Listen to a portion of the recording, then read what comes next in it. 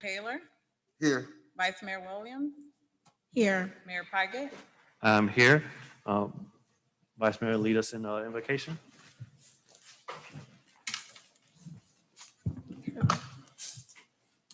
Heavenly Father, thank you, Lord, for the many blessings you bestowed upon us this day and every day. Lord, we ask that you watch over the beautiful city of Opa-locka, its residents, and everyone who wants to make a difference in our great city. Amen. Amen. Pledge of allegiance. Pledge allegiance to the flag of the United States of America and to the republic for which it stands, one nation, under God, indivisible, with liberty and justice for all.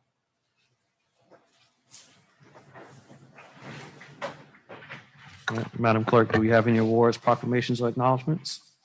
No, Mr. Mayor.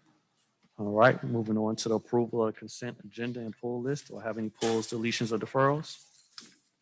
Mr. Mayor, Madam Clerk?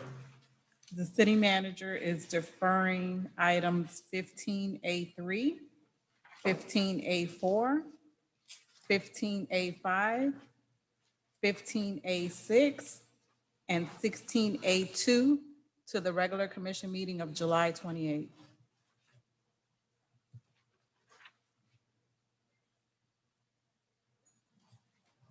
All right, anyone else?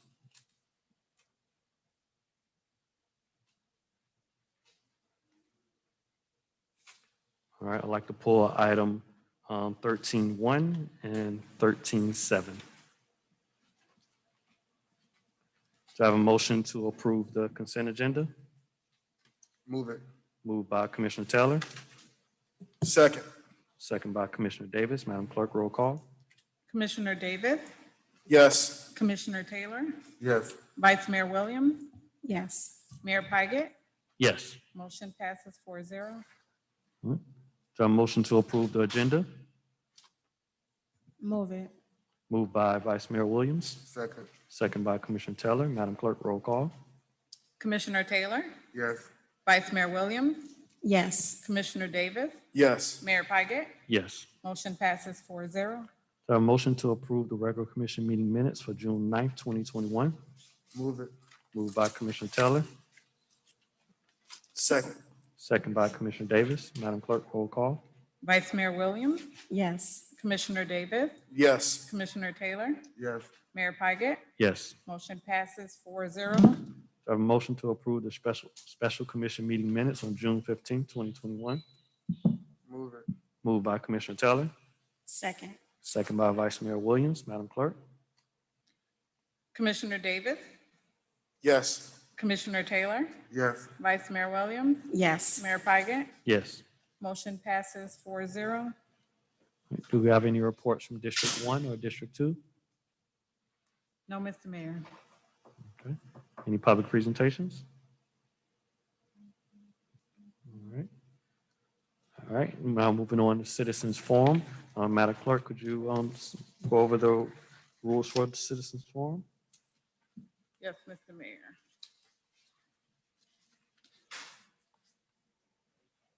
Good evening. City of Opa-locka Commission meetings are held in person at Shabandi Village Auditorium, 215 Purvis Avenue, Opa-locka, Florida. Members of the public wishing to address the commission may do so in person or virtually.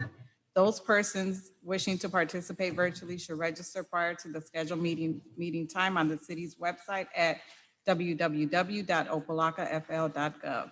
When speaking before the commission, please make sure to give your full name and address for the record. There is a 3-minute time limit for public comments. Please adhere to the decorum policy, which is part of the commission meeting agenda. City commission meetings are aired through live stream at www.youtube.com/user/City of Opa-locka. And Mr. Mayor, we do have one registration for virtual participation. All right, and that is? Dorothy Johnson. All right, is she on? All right, citizens forum is open. Ms. Dorothy Johnson, you have the floor. Can you hear me? Hello? Yes, we can hear you. Okay, because on the Zoom, I don't see anyone. I can just see on YouTube. Good afternoon, Mr. Mayor, Vice Mayor, and Commission and staff. My name is Dottie Johnson. I reside at 13724 Northwest 22nd Place. First of all, I would like to make a correction from my last presentation at my last speaking on Citizen Forum. The last audit meeting was not held on December the 28th. It was held on December the 4th of 2020. So I perhaps misspoke there, and I want to make sure I correct that. Also, as I looked back at the previous meeting, the audit committee meeting is not called by the city manager, it's called by the chair of the committee. So I want to make sure if I misspoke or if that was an error on my behalf, I corrected that. Thirdly, I would like to commend through the commission to the manager and staff for the recommendation of lowering the millage rate. I think it's the first time that I've seen this in at least 3 decades. So kudos, and hope that the commission approve it at the appropriate time. A couple of weeks ago, I noticed there was a gentleman going up one of the poles here near my house, and a couple of citizens stopped by, and I approached the contractor, which she didn't have no identification tag on, no vest on, and I didn't see any indication until some of us got in a confrontation with him, and he was for Comcast. I would like to strongly encourage the commission through the manager to please make sure that if vendors are in our area, because I was sort of concerned since what happened in Surfside, that they have proper identification on visibles so that citizens and others can see. I noticed that during the budget meeting, a lot of events came up, but since we have a very diversified community, I would like to suggest to the commission to look at a multicultural event to be inclusive of your diversity, because diversity is your strength. I also noticed that Business Expo came up in the budget meeting, but I know that Opa-locka used to be a part of North Day Chamber of Commerce, but there's a couple out there, and maybe that's something that can be sponsored in partnership with the city. But I don't see a lot of events going on for the citizens. And those that are going on, like Saturday, we had meet and greet for the chief, and my phone was flooded with calls because no one knew. Well, people knew, but not the majority. So I strongly suggest that the marketing deliverables and be more inclusive to be able to reach the community at large. Thank you very much, and may God bless you. Bye-bye. Citizens Forum is open for those in the crowd.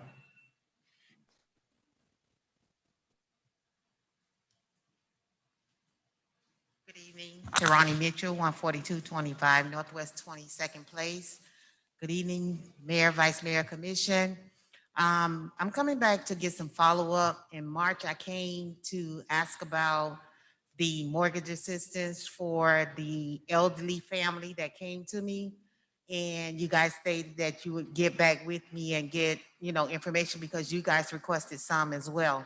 So I just want to know if anybody gotten any feedback or any information back from Miami-Dade County regarding the mortgage assistance and what happened at that time that they didn't contact the residents that put in the applications.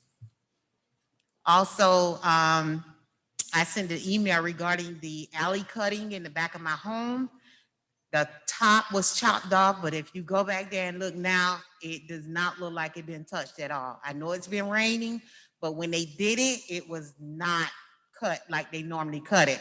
In the back of my home, we normally do our own, but it's not fair, that we have to go in front of everybody else's, yard to keep it cut in the alley to try to maintain from getting snakes and stuff. So you have the trees are still back there. I sent pictures before where I don't know if it was FPL or whatever, cut trees in the alley, and they just left, and the trees been there forever.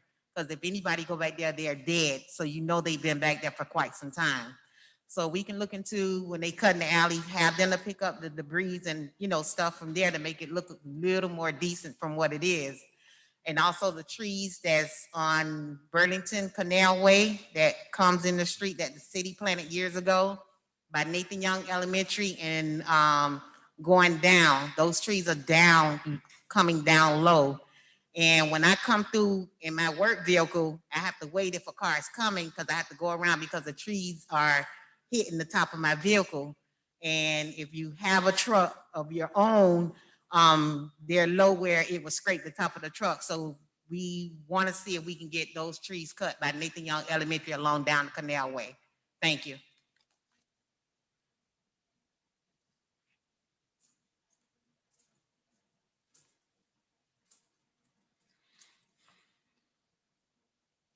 Good evening. Juan Santana, 1745 West 37th Street, Hialeah, Florida. My name is Juan Santana. I'm the Vice President of Community Outreach for a nonprofit organization called Positive Hits Community Service Group. Came here today because I wanted to find out if your liaison was able to message any of you guys that I called yesterday. Did anybody get a message? Regarding, I'm During gonna tell you what it citizens is. forum, we don't answer questions.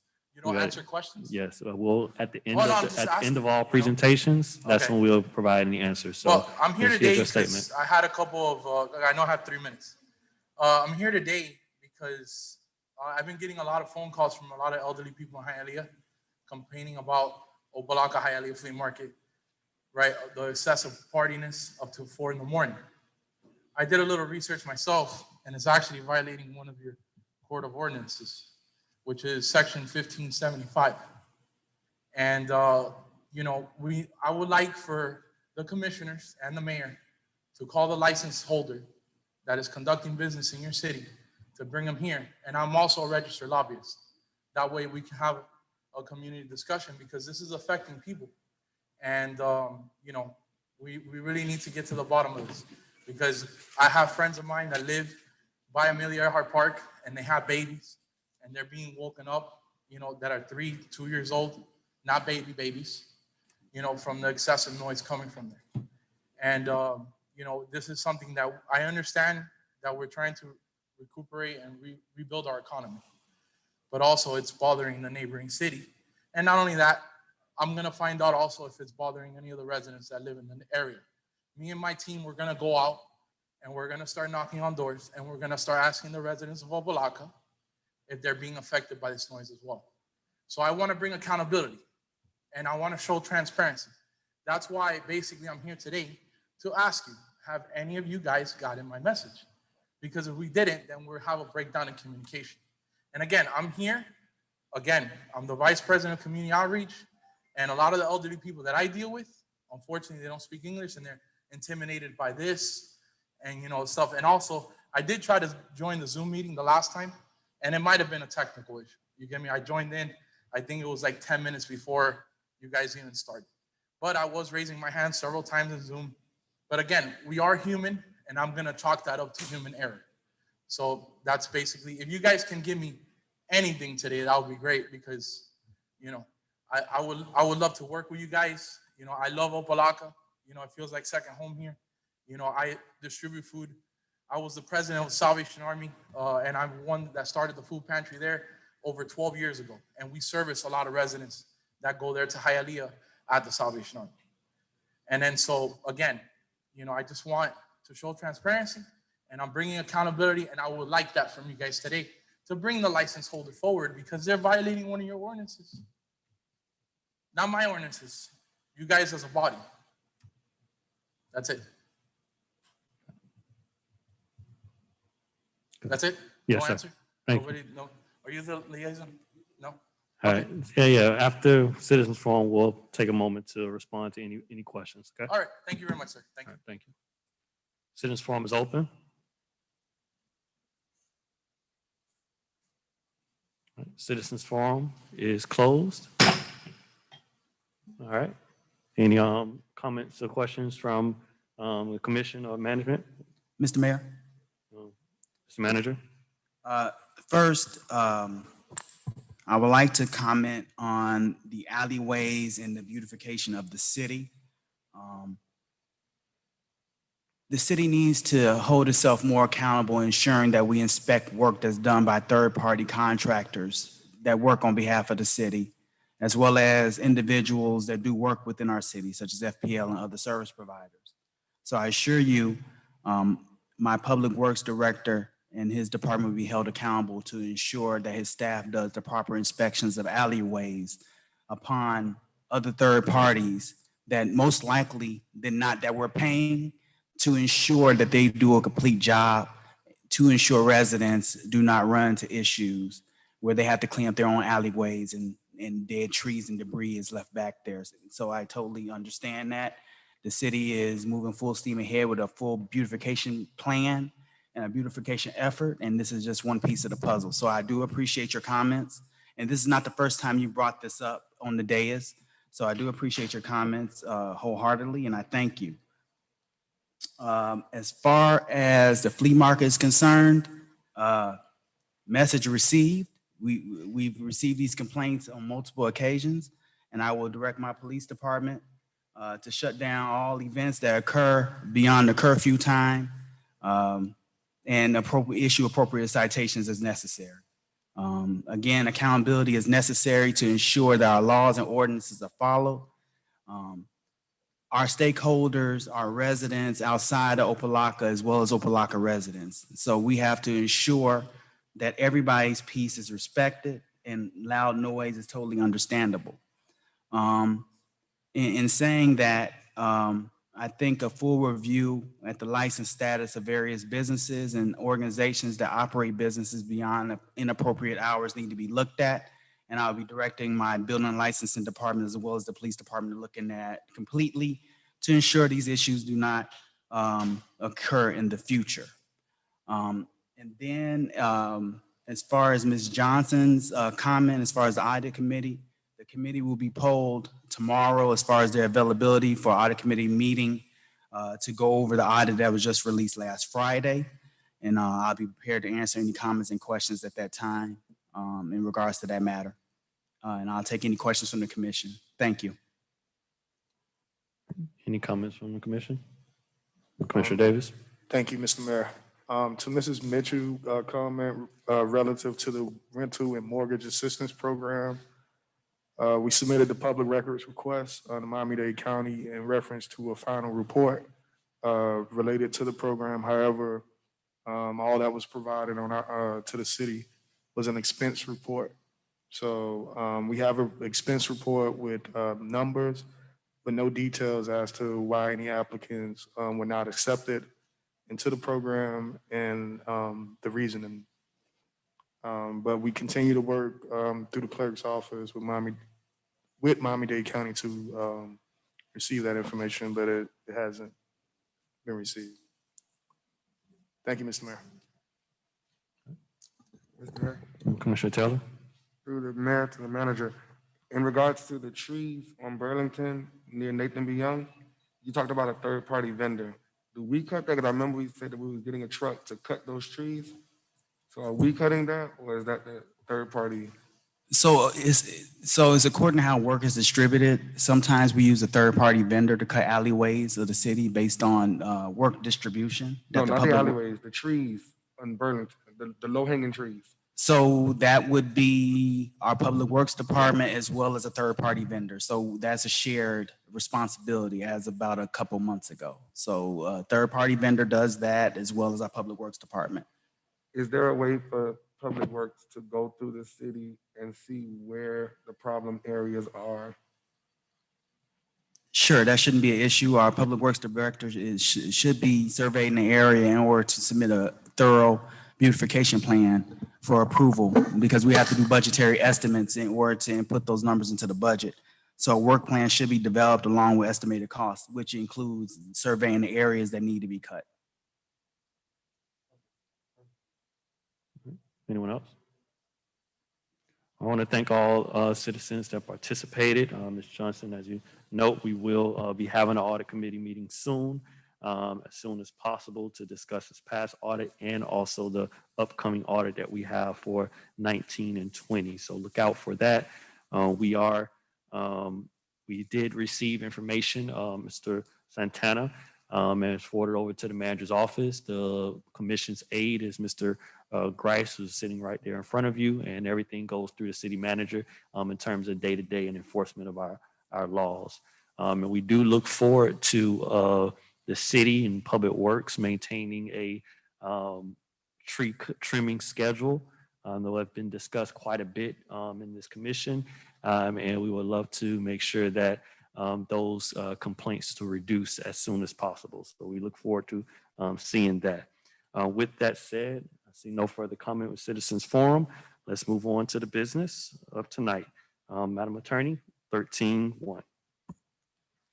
A resolution of the City Commission of the City of Opa-locka, Florida, approving and establishing a city special events list for the 2021-2022 fiscal year and a budget attached hereto as Exhibit A, providing for incorporation of recitals, providing for scrivener's errors, providing for an effective date. This is sponsored by the city manager. All right, do I have a motion?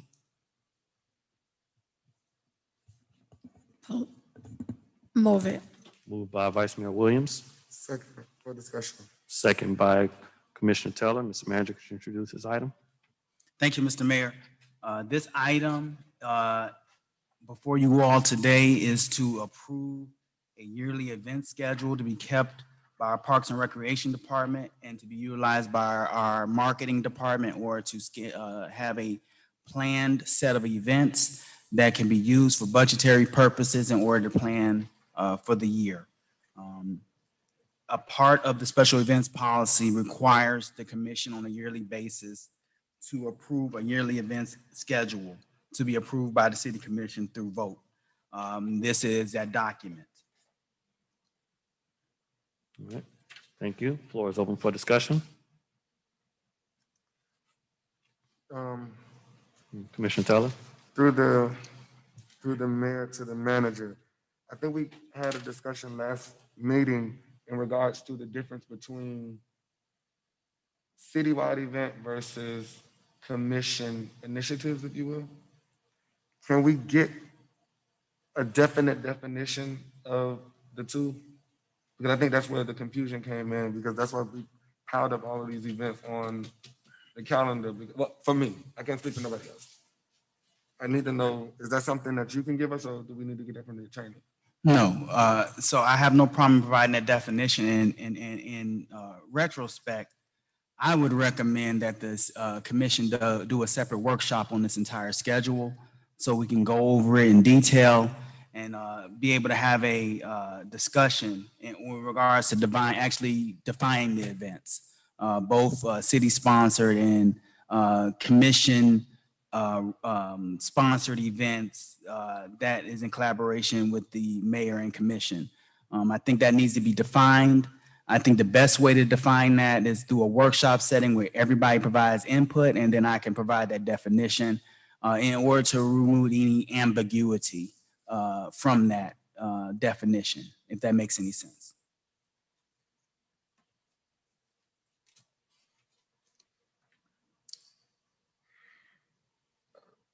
Yeah. So is this something that's gonna be deferred for tonight, or? So, Because if we pass it based on the events that we gave, are we held to that? I guess that's my question. so it will be my recommendation that I hear what comments the commission has, and at that point, I can recommend a deferral if it needs to be deferred. During the when this was introduced during the budget workshop, the offer was provided to defer this until the next commission meeting in order to provide you all time to clarify the schedule. I know there was some additions done to the schedule today, and I know you all may not have time to do a thorough review of those additions to the schedule. So I would recommend it to be deferred at this time, deferred to a workshop. And I would recommend probably adding this to the budget workshop agenda for next Wednesday. So this will not be held up. So this can be voted on the 28th of July, if that is agreeable to the commission. Mr. Mayor, Vice Mayor Williams? I'm in agreement to defer it till next week so that we can have that discussion. Okay. All right. Before we defer this item, if we can make sure at the next meeting that we have the events policy provided to us that was passed, that details the definitions of these events and what's on here as a part of that. So with that, Mr. Manager, this is your item. You can defer it if that's what you would like to do. Thank you, Mr. Mayor. I would like to defer this item. If Madam Clerk can provide that document to the commission, it would be greatly appreciated. Thank you. All right, item 13.1 is deferred. Madam Attorney, 13.7. A resolution of the City Commission of the City of Opa-locka, Florida, ratifying the memorandum of understanding between the City of Opa-locka and Greater Miami Service Corps, providing for adoption of representations, providing for an effective date. This is sponsored by the city manager. All right, do I have a motion? Move it. Moved by Commissioner Davis, Second. second by Commissioner Teller. Mr. Manager? Mr. Mayor, I'd like to make a technical correction. The item is supposed to be sponsored by myself and co-sponsored by Commissioner Davis as far as the Miami Greater Service Corps. So my apologies, Commissioner Davis, for leaving you off of that.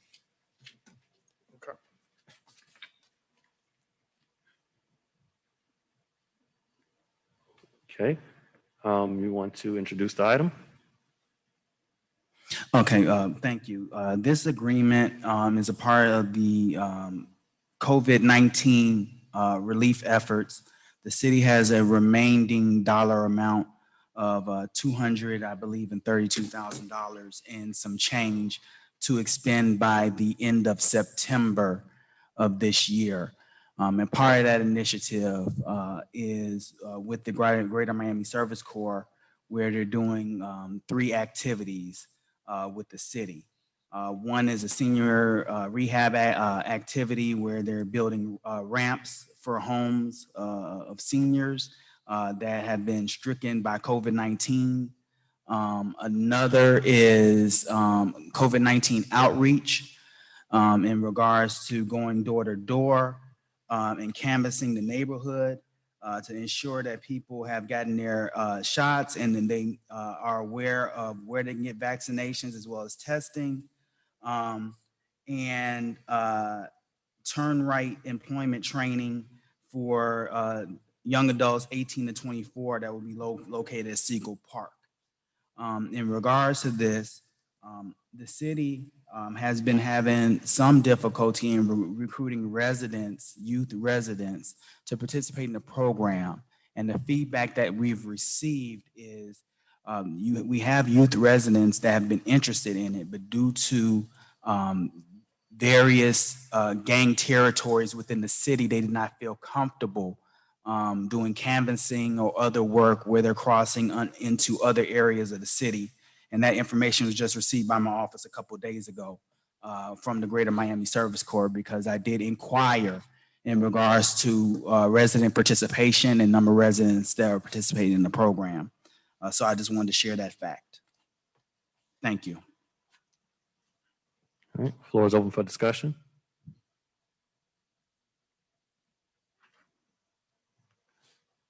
Mr. Manager, I pulled this out. I just wanted to have a few questions about this. I know a few months ago, I reached your office to connect the prison worker release program and also greater service to assist in the beautification.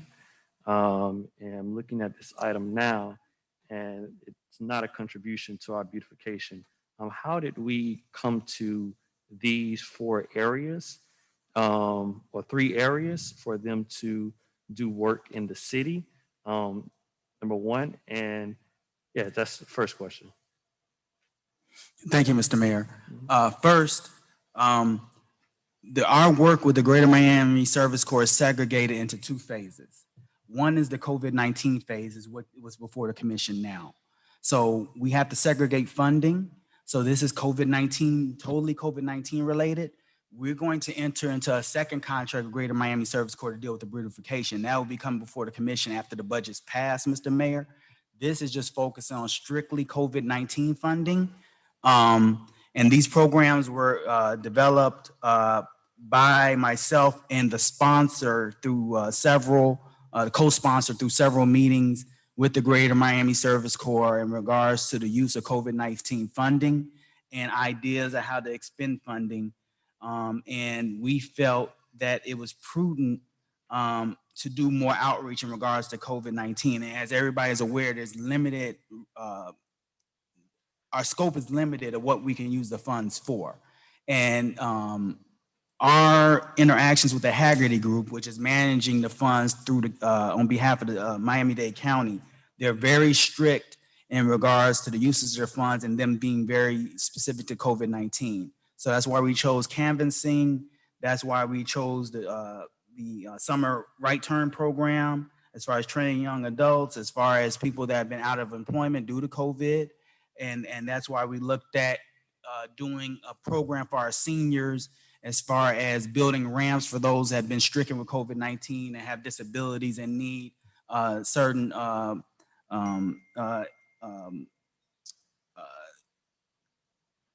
measures built at their home, and dealing with the Greater Miami Service Corps and really dealing with them as far as their capabilities. We felt that these were programs that were prudent, and we had to choose programs in which monies can be expended quickly because we have until September 30th to expend the funds. So that's how that came about. So we had several meetings amongst staff, Commissioner Davis and myself, and we thought these programs would be most appropriate. And exactly how much money of the CARES funds are we expending for this? And does this exhaust the rest of the funds? No, this only expends, I believe, 121,246. We have approximately $232,000 approximately that's left. And that will be used for other programming. We're not gonna have a gift card giveaway in conjunction with a back to school drive that the vice mayor is hosting, along with a health drive that we're gonna do all on the same day, as well as other programming. And that has all been appropriately budgeted out, and I will ensure that the commission gets a memorandum on that so they understand strictly where those funds are gonna be expended. And understand a budget amendment is going to most likely be required to get that done, which will still be within the time frame to get this accomplished. This matters before the commission because of the dollar amount, and we're required to actually enter into a contract with the Greater Miami Service Corps because they're actually expending the payroll and we're reimbursing them. So that this requires commission action. Okay. And last question, how exactly did you choose which commission to discuss the expenditure of these funds? So the thought process in regards to it is Commissioner Davis was involved extensively in regards to assisting the city as well as you all in obtaining the COVID-19 funding. Commissioner Davis made several inquiries in regards to the use and remaining use of the COVID-19 funding. And he actually brought multiple ideas to us, requested multiple meetings with the manager's office in regards to these items, and we appropriately met with them. Vice Mayor also made inquiry in regards to the remaining use of COVID-19 funding, requesting a balance and meeting with staff, which we've held multiple meetings with her as well. And I believe we met with Commissioner Taylor as well at his request. So these are meetings that were self-initiated by commissioners that wanted to get involved in regards to the remaining use of the funds. The manager's office initial thought process was to just do a gift card giveaway to expend the rest of the funds because we thought that would be the easier way to do.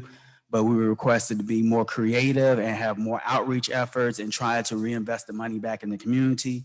So that's how this contract came about with the Greater Miami Service Corps. And Mr. Mayor, I do want to thank you because you did introduce us or myself and my staff to the Greater Miami Service Corps based on meetings that you had to utilize them.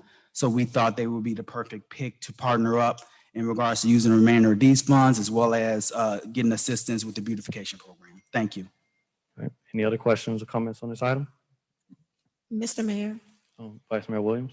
I also wanted to just make mention that the canvassing also includes the city announcements. So I know that was an issue that was brought up earlier during Citizens Forum, and we do know that we are tackling that issue with a very strategic and targeted marketing plan that will be rolled out. But we know with our seniors and with those that are not on social media or don't have email, that they would also need probably some targeted canvassing. So we do have acts, and that was also one of the inquiries that I did make sure that they could do is be a part of that canvassing piece when we talk about events that are happening in our city.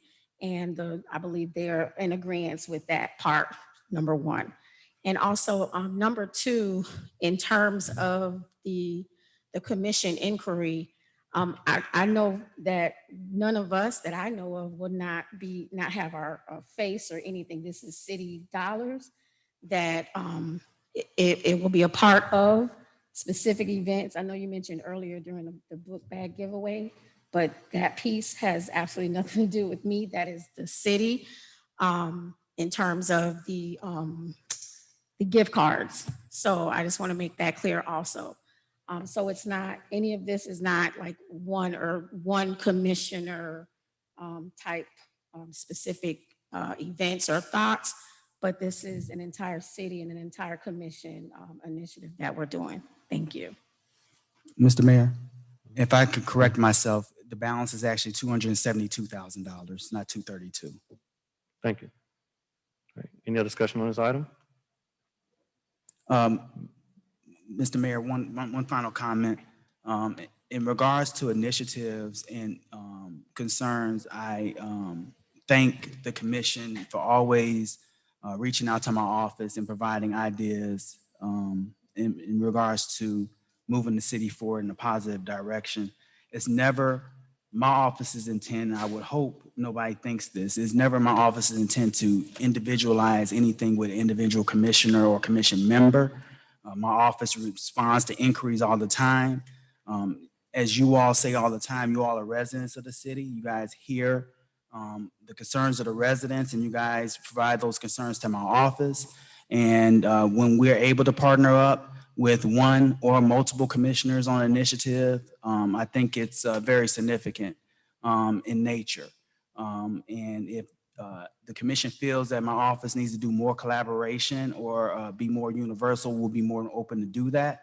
But I just want to make it clear that my office tries to do things in the best interest of the community and not an individual member of the commission. Thank you. All right. Any other discussion on this item? Mr. Mayor, Commissioner Davis? thank you. I just want to say thank you to my colleagues for some of the ideas that were proffered. As you know, this CARES Act funding was very hardly fought. You know, us being the poor city with the highest poverty rate in Miami-Dade County ultimately put us at the top of the list to receive those funds due to advocacy efforts. You know, we were very fortunate to receive the remaining $272,000. Ultimately, the money that went unspent from the last calendar year. We're putting these programs forth. You know, like I said, you know, I don't see this as an individual effort. I think this is a commission effort, as many of the things that we outline in this program are items that we, you know, experience consensus on, such as providing intervention strategies for our youth, whether that's putting them to work or, you know, having them play some role in the revitalization of the city. I thought that was very important. So I'm just glad to see these programs go forth, and I'm excited. Thank you. Hearing no further comments and questions. Madam Clerk, roll call. Commissioner Taylor, Yes. Vice Mayor Williams, Yes. Commissioner Davis, Yes. Mayor Pike. Yes. Motion passes 4-0. All right, 15A1. A resolution of the City Commission of the City of Opa-locka, Florida, approving the final site plan request for the construction and operation of a residential mixed-use building located at 2050 Alibaba Avenue, identified by folio 08-2122-003-2140, 08-2122-003-2150, 08-2122-003-2160, providing for incorporation of recitals, providing for an effective date. This is sponsored by the city manager. It's deferred from regular commission meeting on June 23rd, 2021. This is a public hearing item. Public hearing is open. All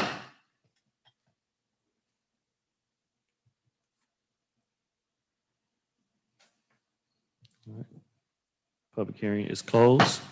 Mr. Manager, could you introduce this item? Thank you, Mr. Mayor. I ask Mr. Gay to introduce this item and the companion item as well. Thank you.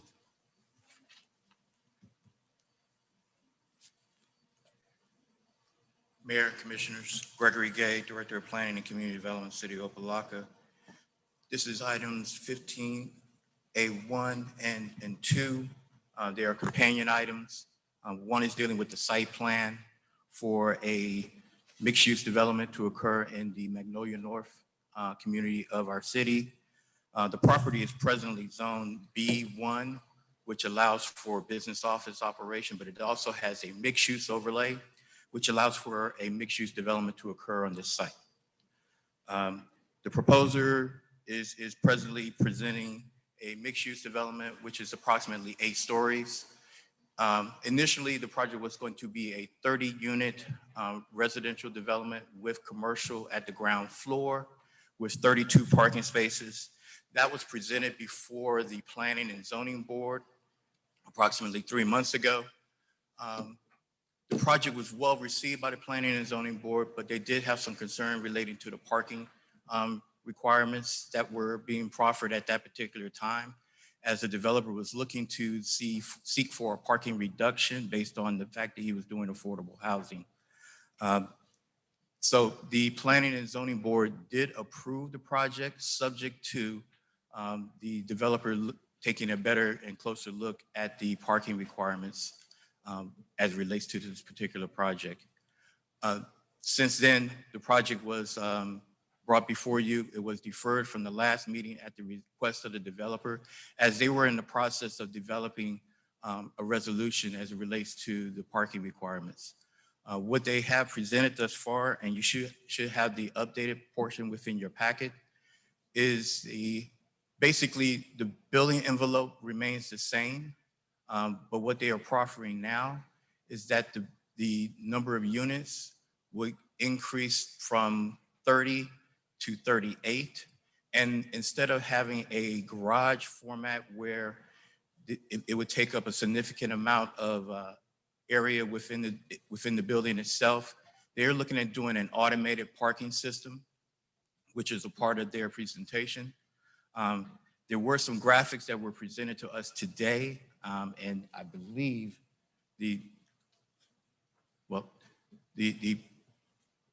people that were associated with the project were here a little bit earlier. I don't see them here right now.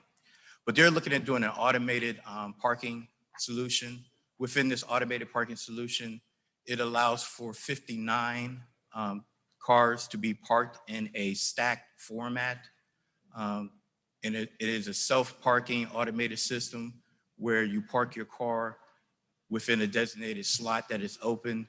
And then through a mechanized operation, it basically slides your car into a stacked position so that it allows for a greater amount of vehicles to be parked in a smaller enclosure. As a result of that, there was the increase in the number of units to be developed. There was a change in the configuration as it relates to the mixed use. They did propose to have some retail space on the first floor. They have now shifted that to office space to occur on the second floor. And as a result, The project from the exterior point or from the building envelope has not changed, but internally, the project has changed somewhat significantly. Within the 38 units that are being developed, there's a series of 3-bedroom, 2-bath, and 2-bedroom, 2-bath that are being proposed as a part of this development. As I said before, this was presented before the Planning and Zoning Board. They did recommend approval subject to the solution of the parking, because they wanted to make sure that the parking would be mostly within the structure of the building itself. Staff has reviewed these particular plans, and staff does believe that this is a solution that would be suitable and it would meet the parking requirements as required by our land development code. So we do recommend approval for this particular project. And just to let you know, for this particular scale of development, we did do some preliminary calculations as it relates to the impact fees associated with the project. And we are anticipating an impact fee of approximately $114,000 to come into the city's coffers. If you have any other questions or concerns, I will address them at this time. Mr. Gay, you mentioned some significant changes that were recently made. Are those changes reflected in the documents that we have here before us today?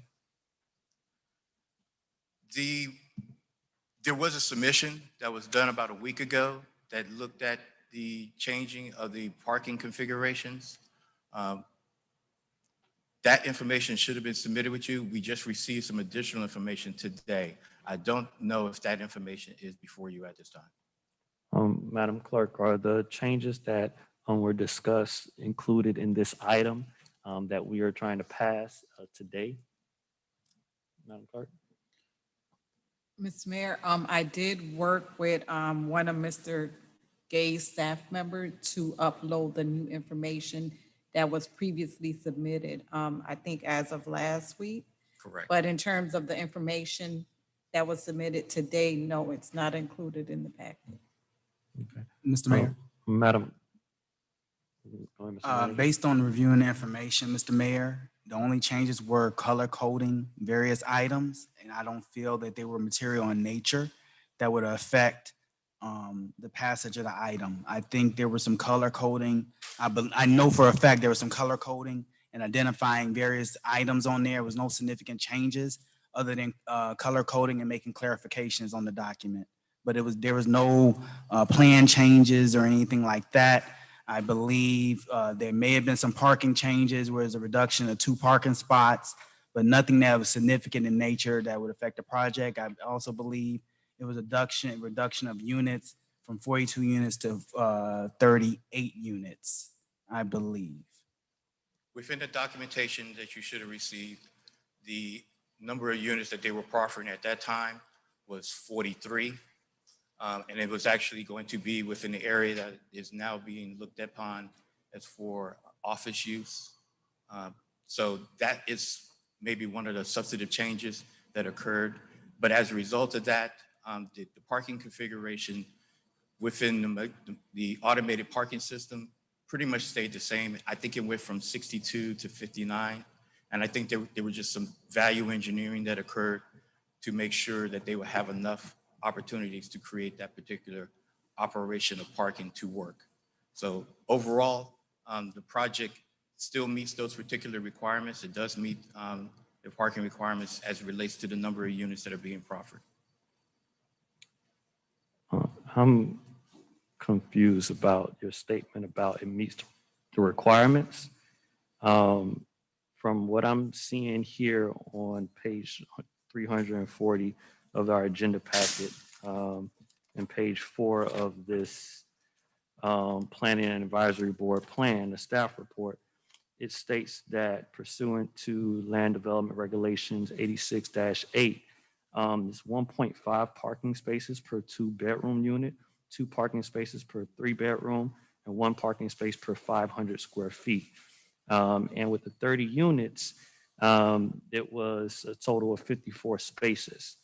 Right now, we are talking about a change, and this, what we have in front of us is 30 units. So if I'm recall your presentation, you're saying it moved up to 38 units and 59 spaces. Could you break down how that complies with this? Because it doesn't, and here it says no, that it doesn't comply. Certainly. When they added additional units as a part of the development, which is a 2-bedroom, 2-bath, that's the number that really changed. And because of that particular use, there was some upward changes as it relates to the number of parking spaces. As it relates to the 3-bedroom, 3-bath units, 3-bedroom, 2-bath units, excuse me, those pretty much stayed the same. So as we added additional 2-bedroom, 2-bath, that increased the number of parking spaces needed for those particular units. Now, you do have to take in consideration that because this is a mixed-use development, it's under a shared program where a portion of the parking can be utilized to service the office space during the hours of peak hours of when the office is in operation, but those spaces will also be available for the utilization of the residents during the non-peak operations.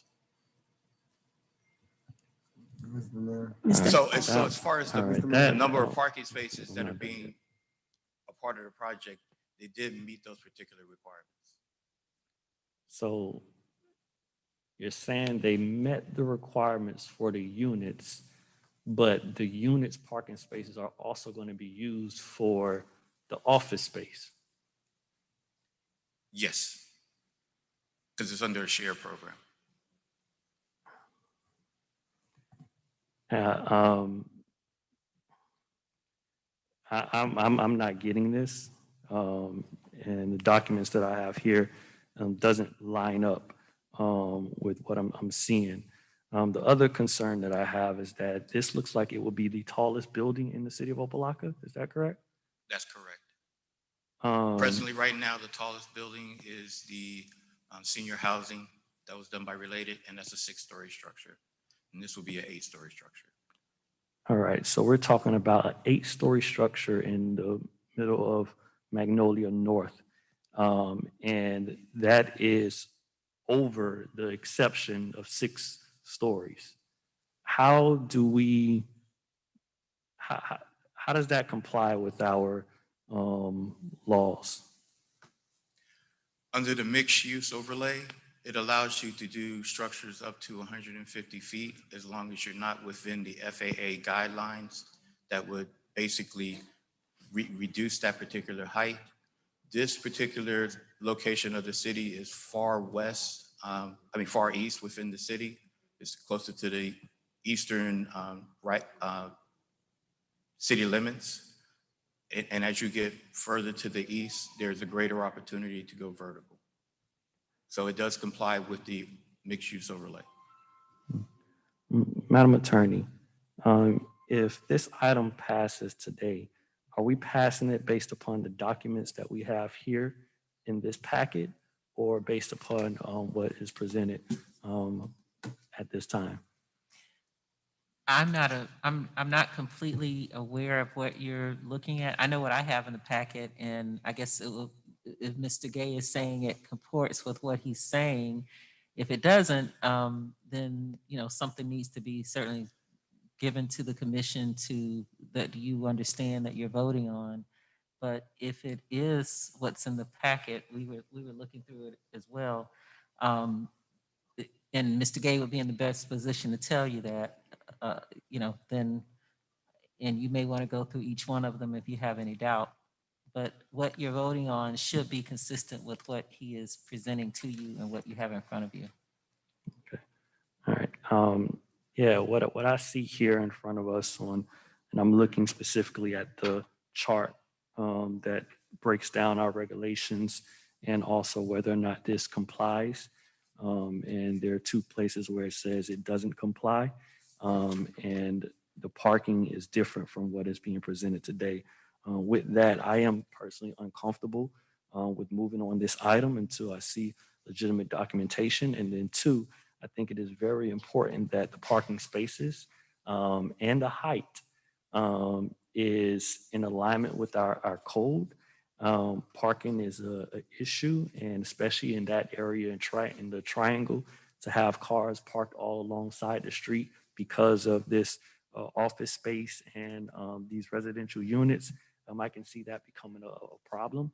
And we'll hope that if we're going to allow such a significant development in the city, that it doesn't unduly impact that area. Right now, it will be the tallest building, almost 2 or 3 times the height of any other structure within the area. And it will impact the traffic and parking. So right now, I'm uncomfortable until I can see this, what was being presented on paper, and then the literal justification based upon our code on whether or not this complies. Mr. With Mayor, that, Mr. May I? Manager? Mr. Gay, 2 questions. The document that was emailed today, does it substantially change what was received in the agenda packet on Friday based on the site plan that was emailed to like maybe 5 hours ago? The document that was received today, through the manager, the document that was received today actually reduced the number of units, and it slightly reduced the number of parking spaces. It went from 43 units to 38 units. And for parking spaces, it went from 62 parking spaces down to 59 parking spaces. So that was the change overall. Mr. Mayor, I would request that this item and the next item is deferred until next commission meeting, so the commission will have the appropriate documentation within their packet in order to vote properly. Okay. For deferment, is there any questions or comments? Mr. Mayor, Vice Mayor Williams? I know the manager deferred. I wanted to give just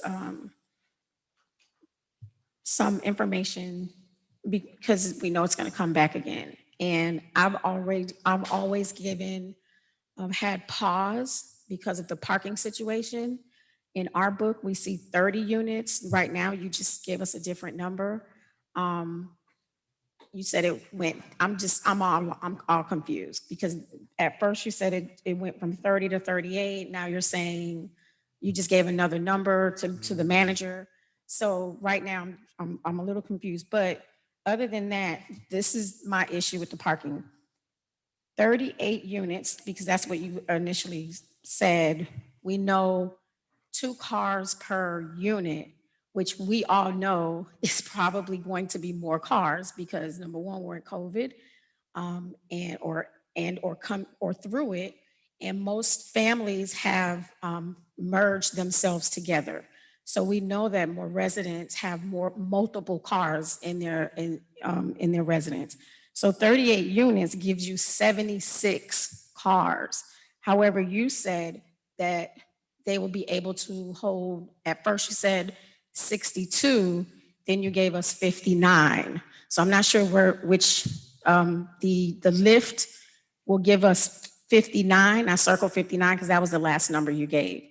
So when I see here, then I'm counting almost 20 cars are going, and now along with the office space, now it's not retail, now it's office, right?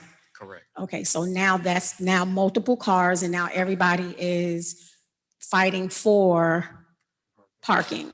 And so now we're going to create another corridor of can't pass through because we know it's just extremely difficult to drive through Alabama 27th and 22nd because of what was created there. And that is just ridiculous. So now we're pushing that same concept further east down down Alabama, and now we're going to, flood that section, Magnolia North, with cars. Totally against that. Totally against it. So we can bring it back, forth, up, down, but this has to. They got to fix this. Thank you. Mr. Mayor, Commissioner Davis? thank you. Mr. Guy, I see that there was a traffic study done as well as a petition circulated by, I guess, some of the local residents and businesses in the area. I'm sure that translated to, I guess, the concerns that the planning and zoning board had as it relates to parking. Can you speak on just the findings of that study as well as some of the comments or some of the, I guess, concerns of the local residents within that area, being that I guess a petition was never proffered, if you have any background information on that? Thank you. Through the manager, the traffic study is something that we require for them to do in order to make a best determination of how traffic may impact this particular area. Now, being that this was probably the largest scale development to occur within this area, we felt that it was going to have a significant impact on the movement of traffic within the community. It is somewhat a community that is gated in a sense, because you have roadway barricades along 151st Street through a majority of this particular community. So in essence, there's only really 3 roads where you could actually exit onto Northwest 22nd Avenue. So we were concerned about how traffic was going to flow through this particular section of the city of Opa-locka. Secondly, as far as the petitions were concerned, they were pretty much across the board. There were some people who would express concerns of having a structure of that particular scale within this particular area.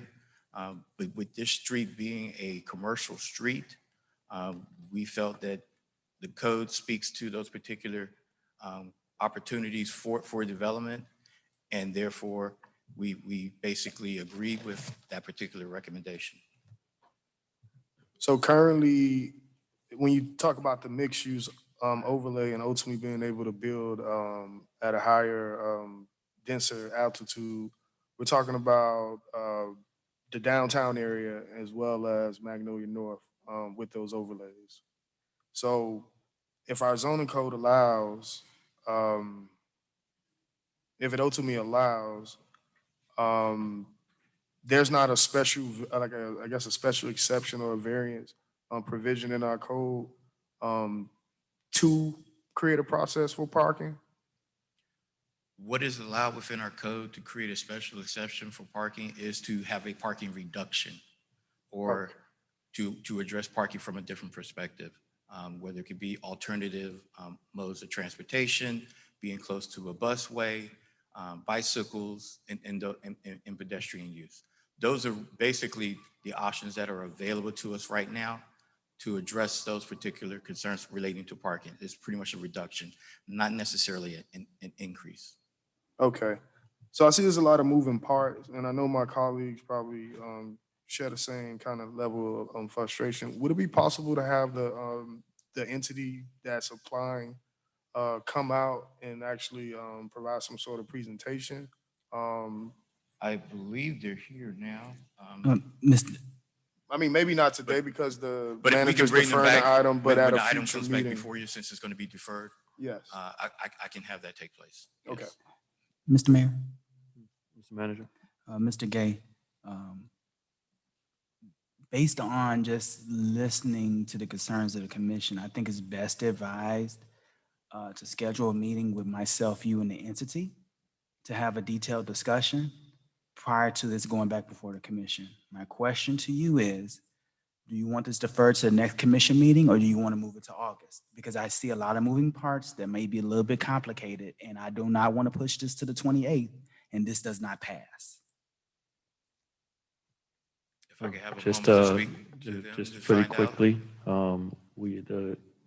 we don't have meetings in We don't have a August. meeting in August. Okay, so So September. Make sure. it's either the next meeting or it's going to be in September. So if I can confer with them quickly and give you an answer, or if you'd like for me to respond to you at a later. Well, I have to announce it at the meeting so we don't have to re-advertise. Mr. Mayor, if I can get a moment, Excuse me? if he can get a moment to just confer real quick. Mhm. Thank you.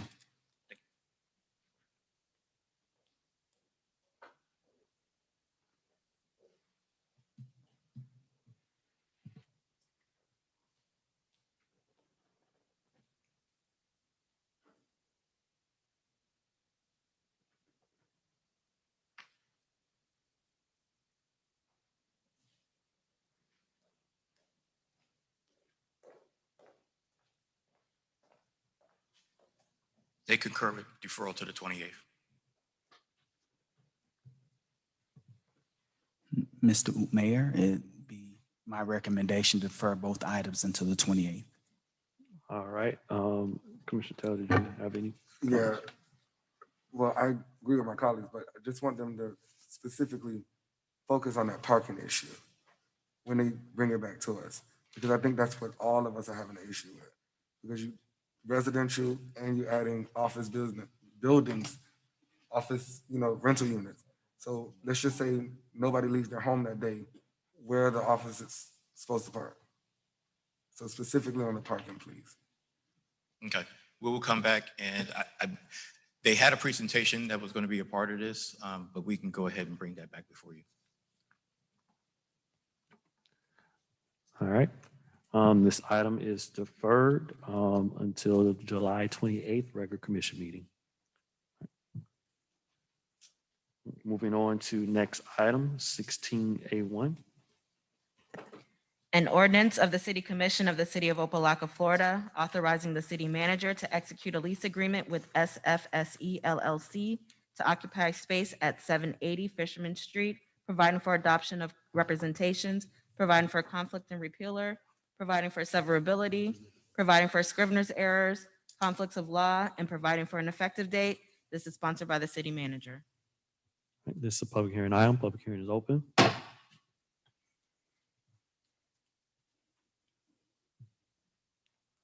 Public hearing is closed. Do I have a motion? Move it. Moved by Commissioner Taylor, Second. second by Commissioner Davis. Mr. Manager, could you present this item? Thank you, Mr. Mayor. First, I would like to thank the entity for being in our building and being a good renter and providing outstanding service to the community in the academic arena. I think this is significant because this specific entity wants to expand their footprint in the building. And they're currently paying approximately $132,000 a year in rent. With the new agreement, they'll be paying about $238,000 a year, which I think is a significant increase in revenue for Town Center One. As the commission is aware, the Town Center One is draining the city from its general fund because it's not sustaining itself because of obvious issues. I know it is the will of some to ensure that we have a property manager in place before we do any further renting or leasing within the building. But I think this is significant because this is a current renter that we have in the building. They have provided outstanding service to the city. They've paid their rent in a timely manner, and they want to expand the footprint, which would be over $100,000 increase in revenue to the city. And they want to initiate this effective August 1st. And for me to allow this to go away would be inexcusable and wouldn't be financially responsible. So I felt it's prudent to bring this lease before the commission. Again, I understand the commission's concerns in regards to the management of the building, having a proper property manager in place. As you all are aware, we did an RFP. One individual applied. You guys approved me to reject that offer and re-advertise. We're currently re-advertising for a property manager. So everything the commission has requested is in process. And I ask humbly and wholeheartedly that the commission considers this lease and passes this item today. And I'll be prepared to take any questions that the commission may have at this time. Mr. Manager, could you speak to how, because I know the concerns were brought up mainly with our police department operating a police center on the same floor as children. Could you speak to how that is being addressed or how that is coming about, especially with the expansion of these children coming in, while we do have many times criminals literally coming into the building? Thank you, Mr. Mayor. First, this expansion will expand this entity on the second floor of the building, which is, of course, an area where the police department is not located. Secondly, it's always a concern when you have certain academic institutions in the proximity of a police department. That is a known issue. This expansion does not affect the third floor. It affects the second floor. We do not have law enforcement on the second floor. I think I'm 100% certain the officers do not go on the second floor of the building unless they're summoned to the second floor of the building. So this expansion doesn't affect that. Secondly, as the commission is aware, we're looking at relocating the police department in multiple locations based on the grant that was received from the state of Florida. So it would be my hopes that the police department will not be located on the third floor. We are looking at temporary solution and have looked at a temporary solution prior to the monies being received by the state to relocate the police department on the first floor of the building in order to separate them from the school. That is, plans are, we have architectural plans for that and design for that to relocate the police department to the first floor. So as far as the police department and proximity to the school, that's a very fluid situation.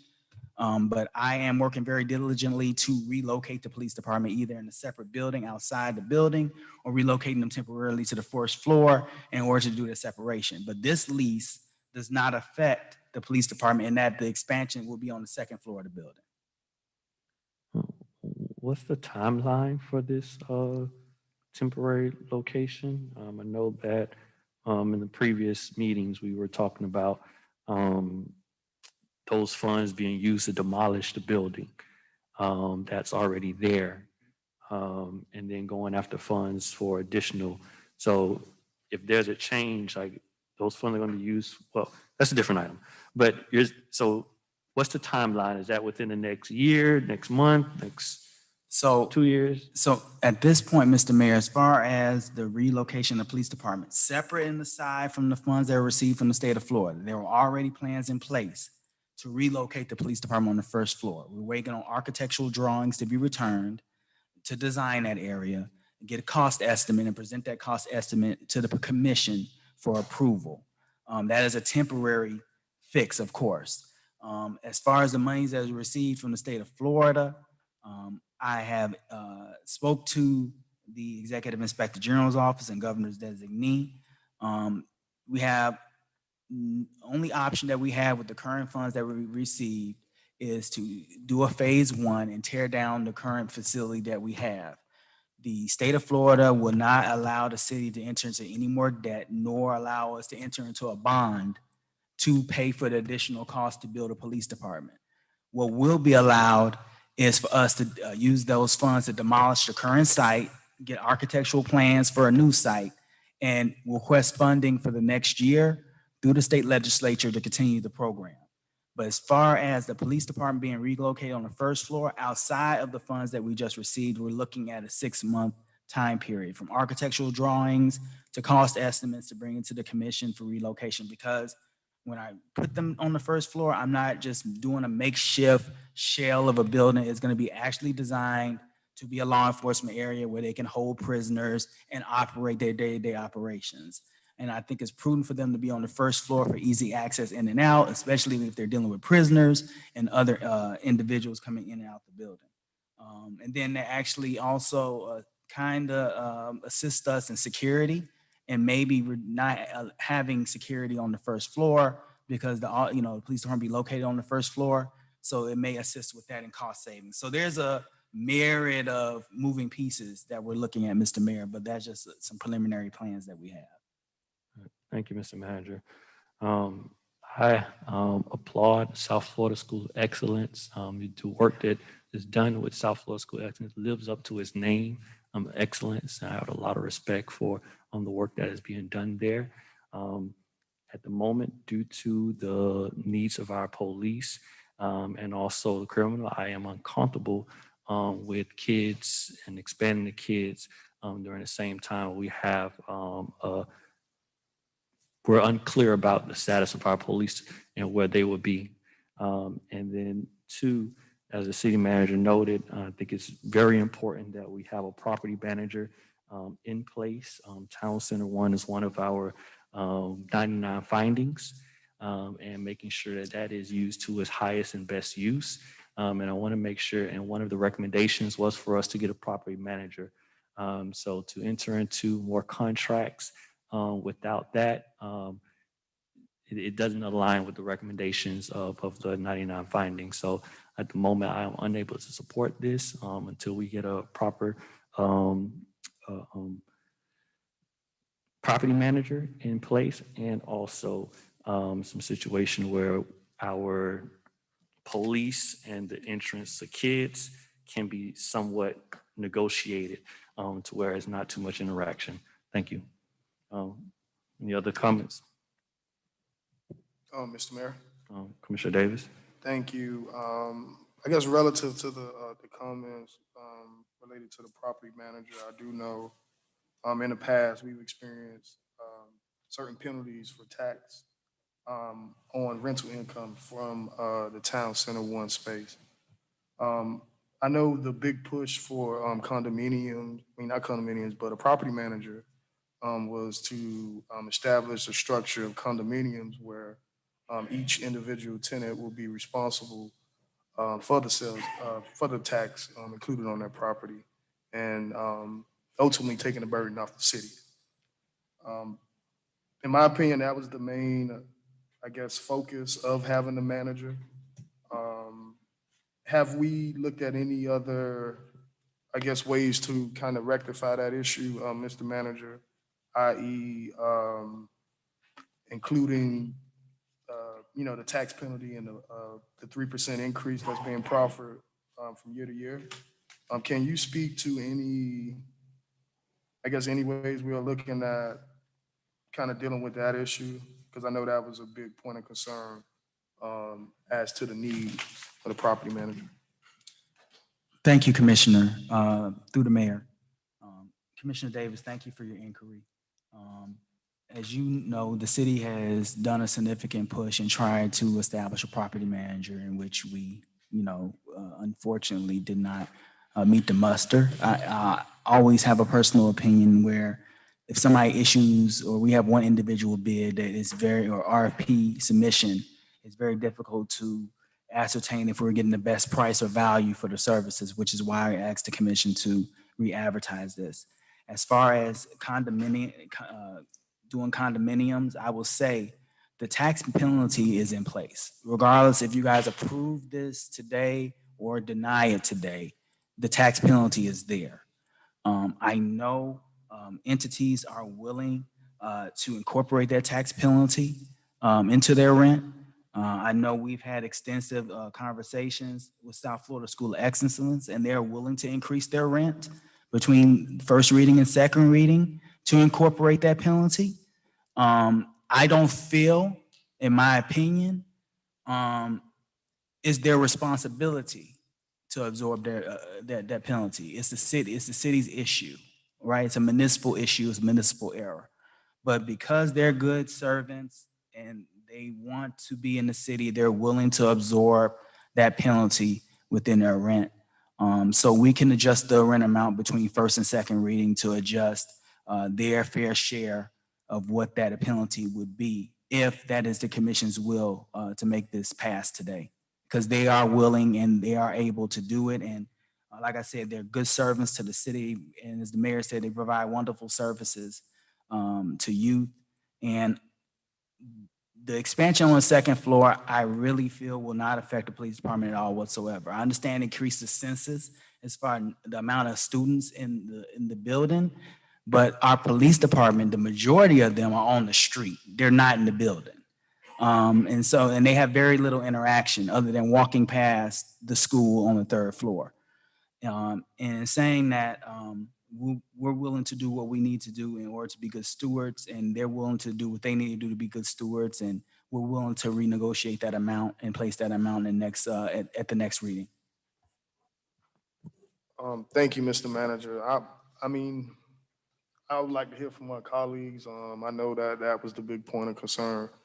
The tax benefit and ultimately having to pick that up as a city. But hearing your comments, the penalty is going to be there. In your professional opinion, you feel like that is something the city should carry, as it's a municipal area and not on the part of any third party that's looking to take on space. But I'd like to hear from the rest of my colleagues in regards to the matter. Before that happens, I do want to get more clarity about this idea of a tax penalty, because I know some may not be aware of what that may mean. Could you define why we have a tax penalty? Which tenants contribute to that tax penalty? And 3, what is the cost to the city?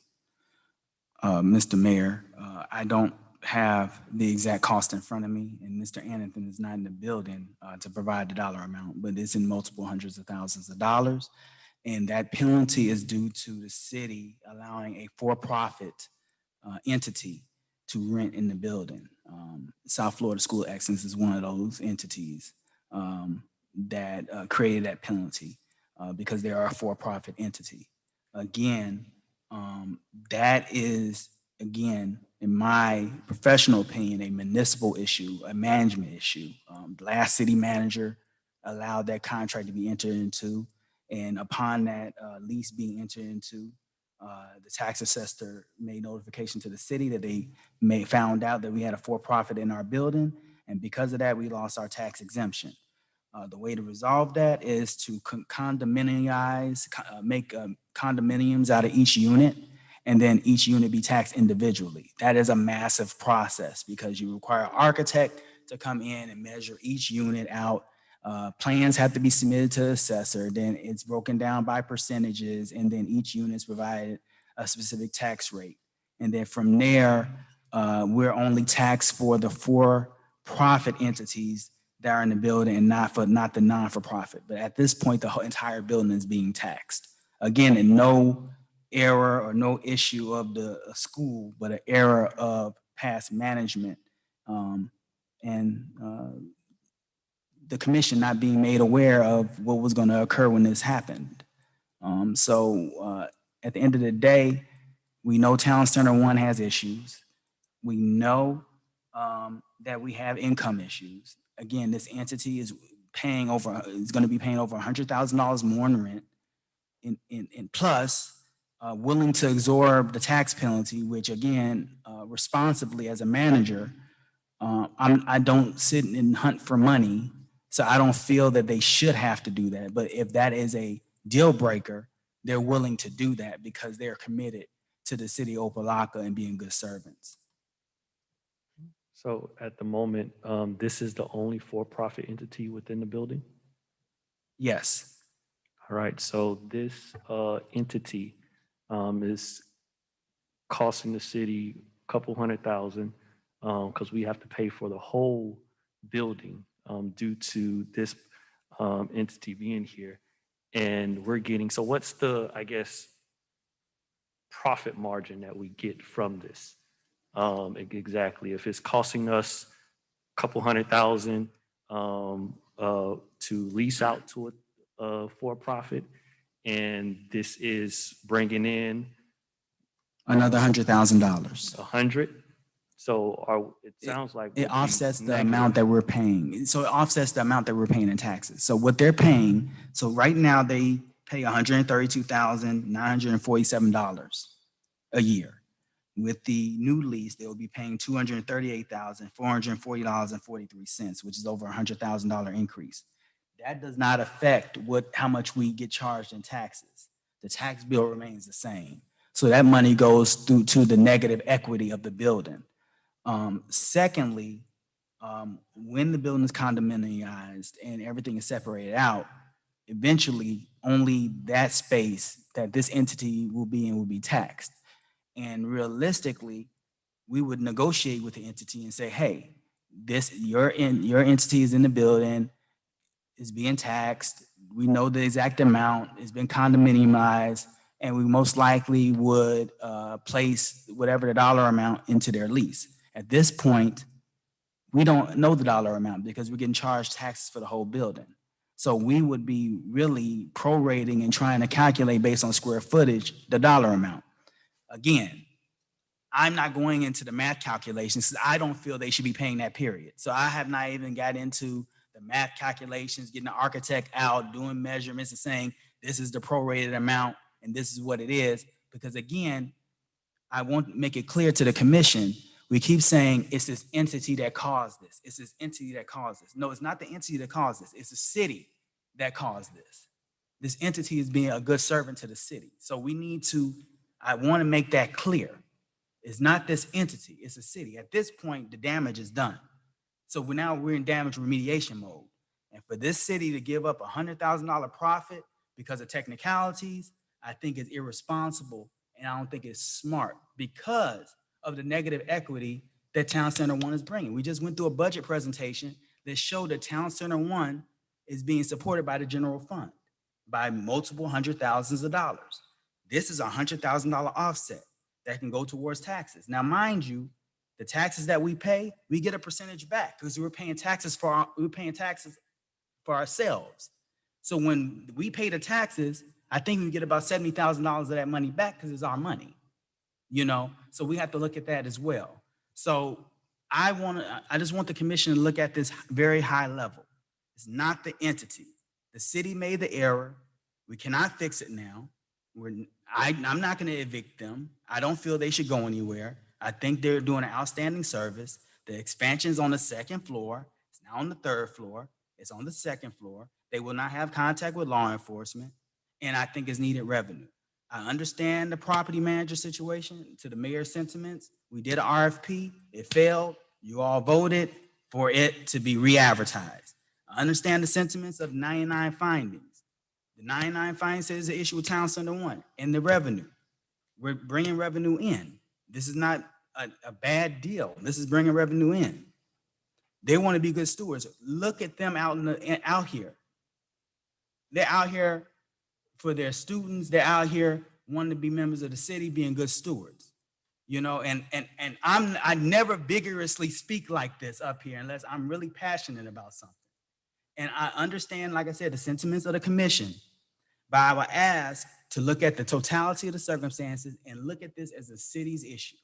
And we're just trying to remediate. Thank you. Any other comments on this item? Mr. Mayor, Vice just Mayor Williams. Mr. Commissioner Davis did ask for everyone's input, so I did want to make sure I fulfill that. One thing I do know about public, private, charter, and all those entities, when you go into an agreement, those agreements need to be met. We made an agreement.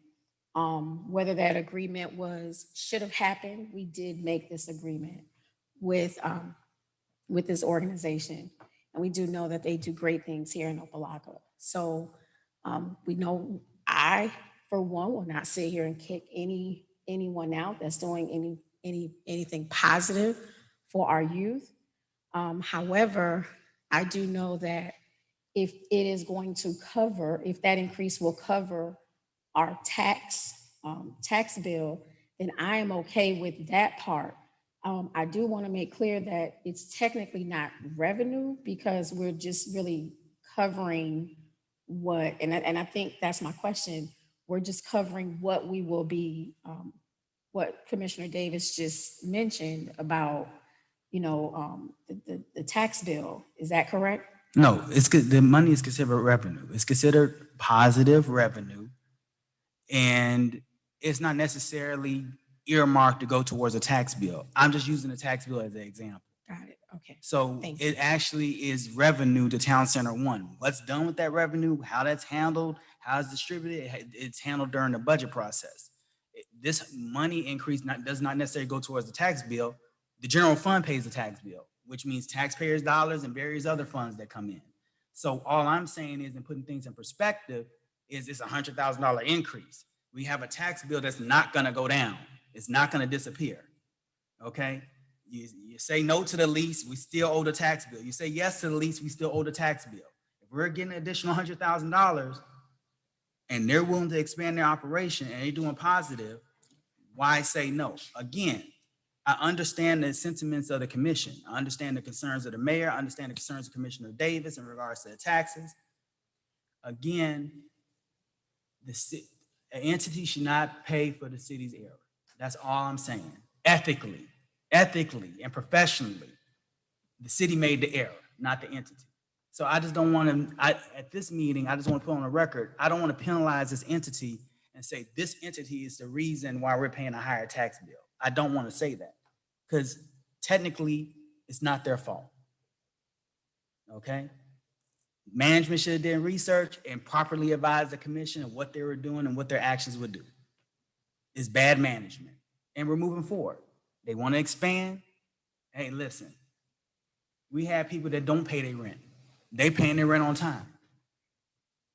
You know, they're providing a service. That's all I'm saying. So if it's it is considered revenue. Thank you. And so in other words, the tax bill will be there. Period. It's not going Period. anywhere. It's not going anywhere. So the only other way it would go is if we were to not renew the lease, correct? Well, they have a current lease that's going to expire. First, we have to provide proper notice not to renew the lease. It would be my recommendation not to do it. So that will come through my office. I would not recommend, I'm recommending their lease to be extended. That's why it's on the agenda today. And yeah, if you say no, it may resolve the issue within some months. It may resolve the issue in a year because we're still in the current tax year. So you may not see the residuals of this for a year from now. And again, I just wanted to be clear.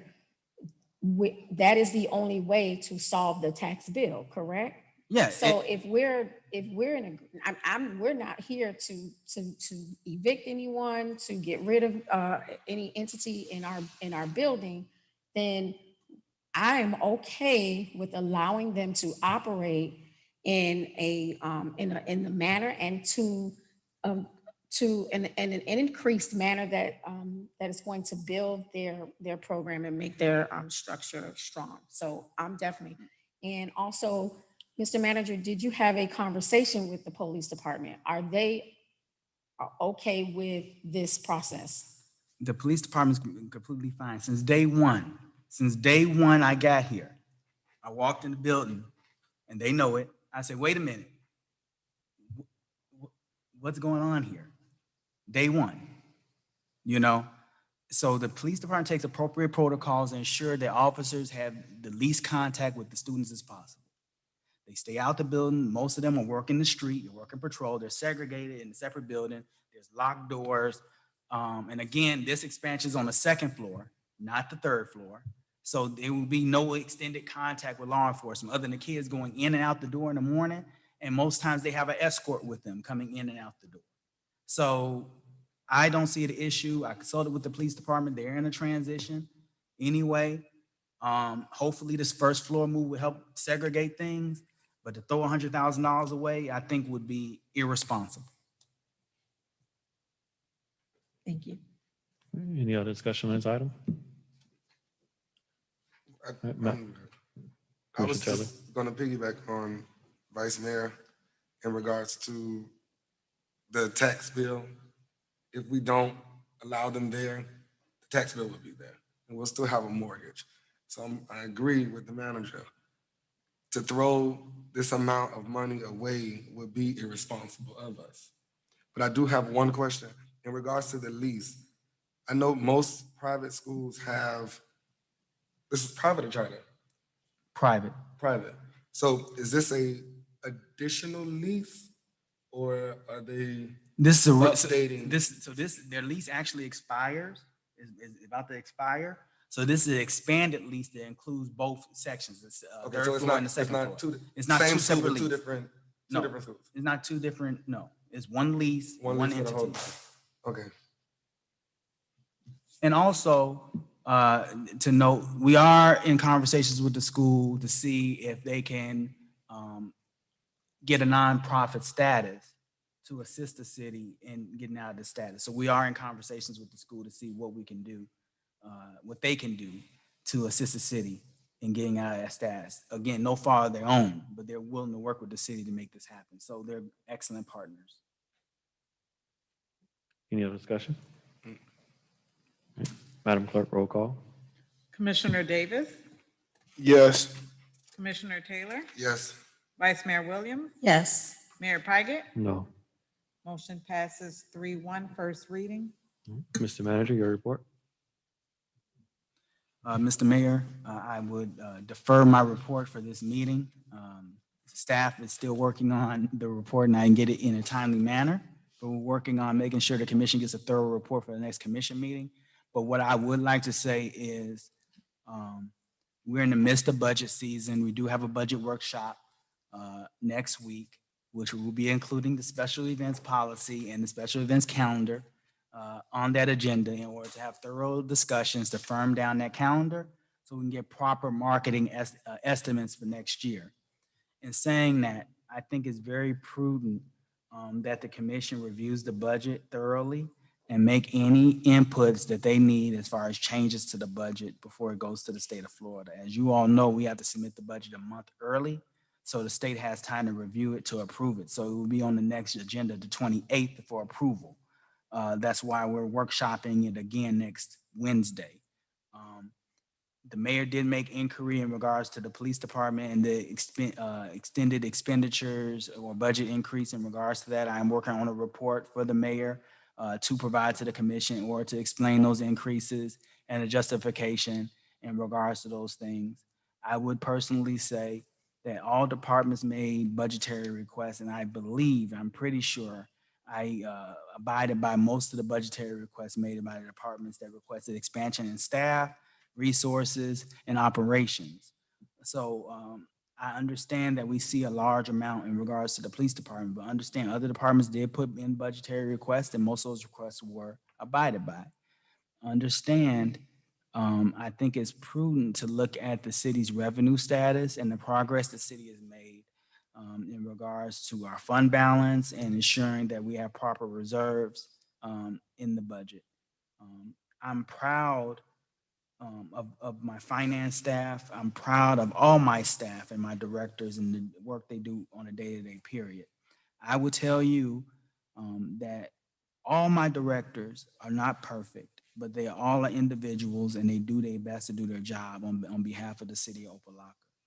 As a city manager, I'm very inspired by the work that my directors do because they want to do better and they want to expand their knowledge base. We understand as individuals that we're not perfect, and that is understandable. We're all human beings. I want to ensure that we respect people, not based on their title, but based on people being human beings. And I think that's key. We're human beings first, before I'm the city manager, before you all are commissioners, before you're vice mayor, before you're mayor. We're human beings. And I think we have to treat each other with dignity and respect and understanding. And I think we have to be able to express our concerns in a way that's diplomatic, not disrespectful, but open and understanding in nature. Understand that Opa-locka has difficulties. It's had difficulties for years. We are making progress. We may not be in a place that some of you all may believe we should be, but understand that on an everyday basis, it's in my mind, and I think, honestly, about each and every one of you all on this dais in regards to what would you do.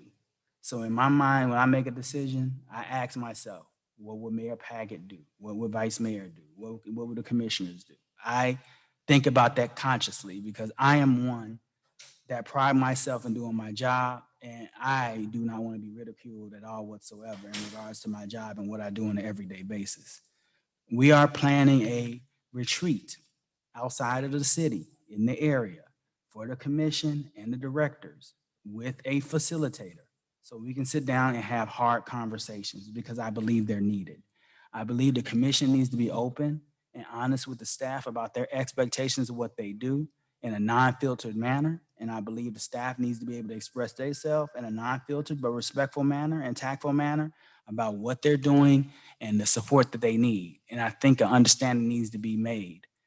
This is not about an individual sport. This is not about an individual commissioner or individual elected official. We make decisions on behalf of Team Opa-locka. I've always had that philosophy from day one. When I had my quarterly meetings prior to COVID in this building, I always spoke on Team Opa-locka and how we're expanding and moving the city forward. We're making excellent strides. We just had a clean audit that was passed on Friday, a clean audit. That's day one of coming out of financial emergency. So another 3 to 4 audits. I'm hoping 3. I'm negotiating. I'm talking to the state on a weekly basis. I'm hoping it's 3 audits. If we can get 3 clean audits, we can come out of financial emergency. I understand we're looking at the date we got into financial emergency, but understand the city has not progressed financially until last year, October, when the 5-year plan was passed. That is when the city started day one of progressing as far as the financial emergency is concerned. So we need to start grading each other from that day moving forward. Everybody has ideas. Everybody wants to do things positive for the city. I have 2 contract negotiations going on at the same time. Contracts that have been expired for over 10 years. 10 years. 2 unions that have not had any collective bargaining agreement. No raises, no nothing. We just did an equity raise and raised everybody that was under $30,000 a year to $30,000 last year. I did that and I got grief from the union because I gave them a raise and they said I didn't bargain for it. But we did something positive for the staff. So in saying that, moving forward, I know the commission has concerns. That strategic plan is coming, that resolution is coming, where it's going to set my goals and the director's goals moving forward based on the agreement of the commission. That will be coming forward. That document will be memorialized and voted on by the commission, modified as needed, and that is the roadmap that we're going to go on. Now understand, once that roadmap is set, we can't take any detours.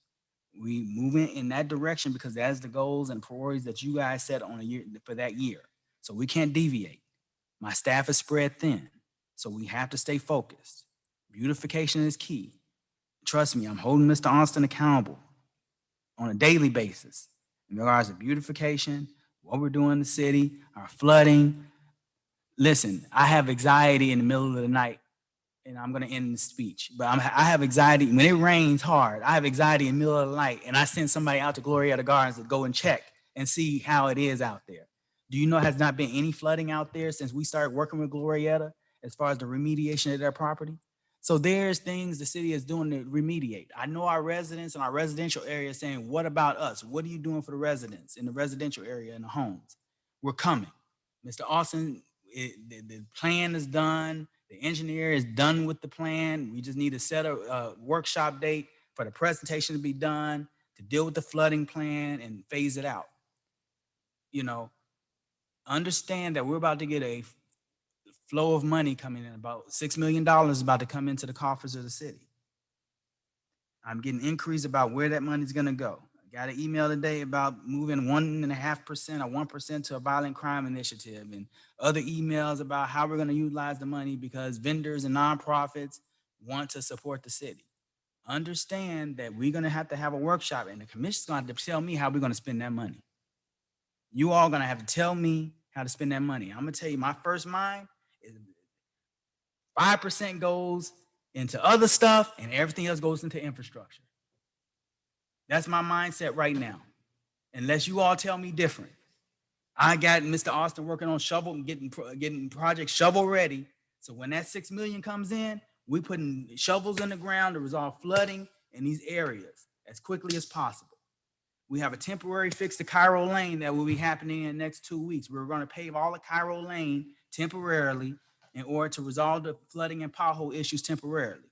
You all asked, Mr. Manager, you're about to spend $245 some odd to pave Cairo Lane, but we're about to do construction. Is that wasted money? No, because I got the business owners of Cairo Lane yelling at me every day via email on the phone about them not being able to pass down the street, showing pictures of their vehicles sunk down in the puddles. The police department telling me they're unable to go down the street. So it's a safety issue at this point. So I have to invest $200 some odd thousand to pave that road. And I will be coming to the commission for ratification because it needs to happen now. So we're looking at executing expedite. The state has already said they're going to approve an expedited request of $200 some odd thousand to go towards the repair of Cairo Lane. I will be signing that contract and I will be asking the commission for ratification. So we'll at least get the flooding under control and at least get the street paved so people can pass down the street. So we're making progress. We're trying. So in saying that, I'll take any questions from the commission. I'm open, willing, and able to take whatever guidance, input, criticisms that you all provide. All I ask, all my staff ask, and I'm asking on behalf of my staff is, we're human beings. Treat us as human beings first, then by our titles. We all are human beings, and we have to treat ourselves with respect and dignity. It's not about grandstanding. It's not about putting our people out there or being negative or being divisive or being the one just out front and putting things out there. Let's be diplomatic. You guys got elected in office. You guys appointed me. At the end of the day, I'm the only person that's quasi-political because I got appointed by political people that are elected officials. So I'm the only person on my staff that's intertwined in politics, and that's very little because I have no say-so about who's in office, who's going to be in office. That's not my place. My place is to do a job on an everyday basis and do the best thing do the best way I can. Working with my charter members, working with the city attorney, working with the clerk, and coming together and having an understanding and moving this team forward. So I am reliving my dream. I am rethinking my life. I have had over the last week a lot of life changes that I'm not going to necessarily share that has changed my mindset on life. And so I just want to be positive and I want to move life forward. We're not guaranteed tomorrow, and we just need to be positive on behalf of our residents. Our residents are expecting more, and I get the feedback just like as well as you all. So just understand that. And I look forward to our retreat in the next couple months where we can get to sit down and really interact and really express ourselves and have an understanding. And I think once we have the understanding, we can have a new beginning. Thank you. Floor is open for questions for the manager. Mr. Mayor. Commissioner Taylor. Well, first off, I'll start by saying this. Number one, I would like to apologize to your staff if they feel that we have disrespected them in any way, form, or fashion. I would say that is not our intent, but we are just trying to move the city forward. So I apologize on behalf of myself and colleagues. That's number one. Number two, I don't know if this is future agenda item or something that we can discuss now in regards to, we had an education initiative for scholarships for our children that we was taken out of the budget because I think the state said that we didn't spend the money or there wasn't enough candidates. Is that something that we can bring back? Or is that we have to sponsor legislation? How does that work? Legislation through the mayor. Legislation does not have to be sponsored. If it's the commission's will to restart the scholarship program, we can do so. That'd be a good discussion during the budget conversation next week. Yeah, that's why I brought give it a up. dollar amount, give a number of candidates, and see what we can do. The issue is participation. We don't get a lot of participation. Okay, but that's the past. So let's just move. No, I understand. We're going to move Okay. forward, but I'm just saying what the past issue was, there was not a lot of participation. So the state said we're going to pull the money. It's not being utilized. The scholarship is good for the whole time the person's in college. Then you have issues with renewals. People are not coming back and saying, oh, I'm back re-enrolled in college. So then we're tracking people down and we're unable to get in contact or they don't contact the city. So in saying that, we will work on processes to make it better. And I will have our HR department take the lead on that because that is the people department. That department deals with people and managing processes. And I know they do a lot of participation in regards to education, internship programs, and various things like that. So I have no problem in the HR department taking that lead and reinstituting it. So there's no legislation. No legislation required. Okay. And the other thing is that a lot of the residents are concerned and complaining, especially in regards to our Optimus program in regards to uniforms. As football team and cheerleaders don't have uniforms. Is that something that the city can help with? Again, that is a request. The city has no problem in providing that. Our Parks Department will get the appropriate estimates and we'll get the appropriate approvals. Is that something that we can do in this budget year? Yes, we can. We have the discretion to do that. It's not a It's not going to be $25,000. We're talking Right. maybe less than $1,000 to get uniforms. That's not going to be a huge issue. If that's the will of the commission, I will make that happen. I will work with Parks and we'll get the appropriate estimates. Ms. Lawson will get them generated. I'll contact the state, get an expedited request done, and get it taken care of. And they're actually working on it now currently. Thank you. Thank you, Mr. Mayor. Mr. Mayor, Vice Mayor I Williams. have a quick question, Mr. Commissioner Taylor or manager. Is that something typically cities pay for, or do those optimists generally go to outside entities and in kind those donations? I don't know. I'm just So- asking. Through the mayor. So typically with these programs, it can happen in two ways. Typically, you have businesses that sponsor the team, and through those sponsorships, uniforms are paid for. Unfortunately, we're so far in the season, that's not possible. So at this time, we're going to go ahead and flip the bill for it. But it will be my hopes that my Parks Department will engage with our businesses through the business summit that the mayor wants to have in our event schedule, and rejuvenate our relationship with our businesses and get the support. Listen, I talk to our businesses on an everyday basis. I have not had one business tell me they're not willing to support the city. They're saying, why you're not asking? So it's about asking, it's about generating, it's about interaction. We have to understand our city is a little bit over 50% commercial and industrial, right? And then you have the other segment that is residential, okay? And sometimes we forget about our commercial and industrial stakeholders. And we have to remember that. So I think when we do our marketing drive and when we really look at the whole picture of Opa-locka, we need to put more time into our businesses and our industrial areas and the entities that really pay the majority of the taxes. I love our residents, but we have to remember we do have industrial partners, and we have to, really hold them down and acknowledge them, especially on Cairo Lane. I mean, I know all of them personally because of the flooding over there. So it's about rejuvenating that relationship. Mr. Mayor, Commissioner Davis. thank you.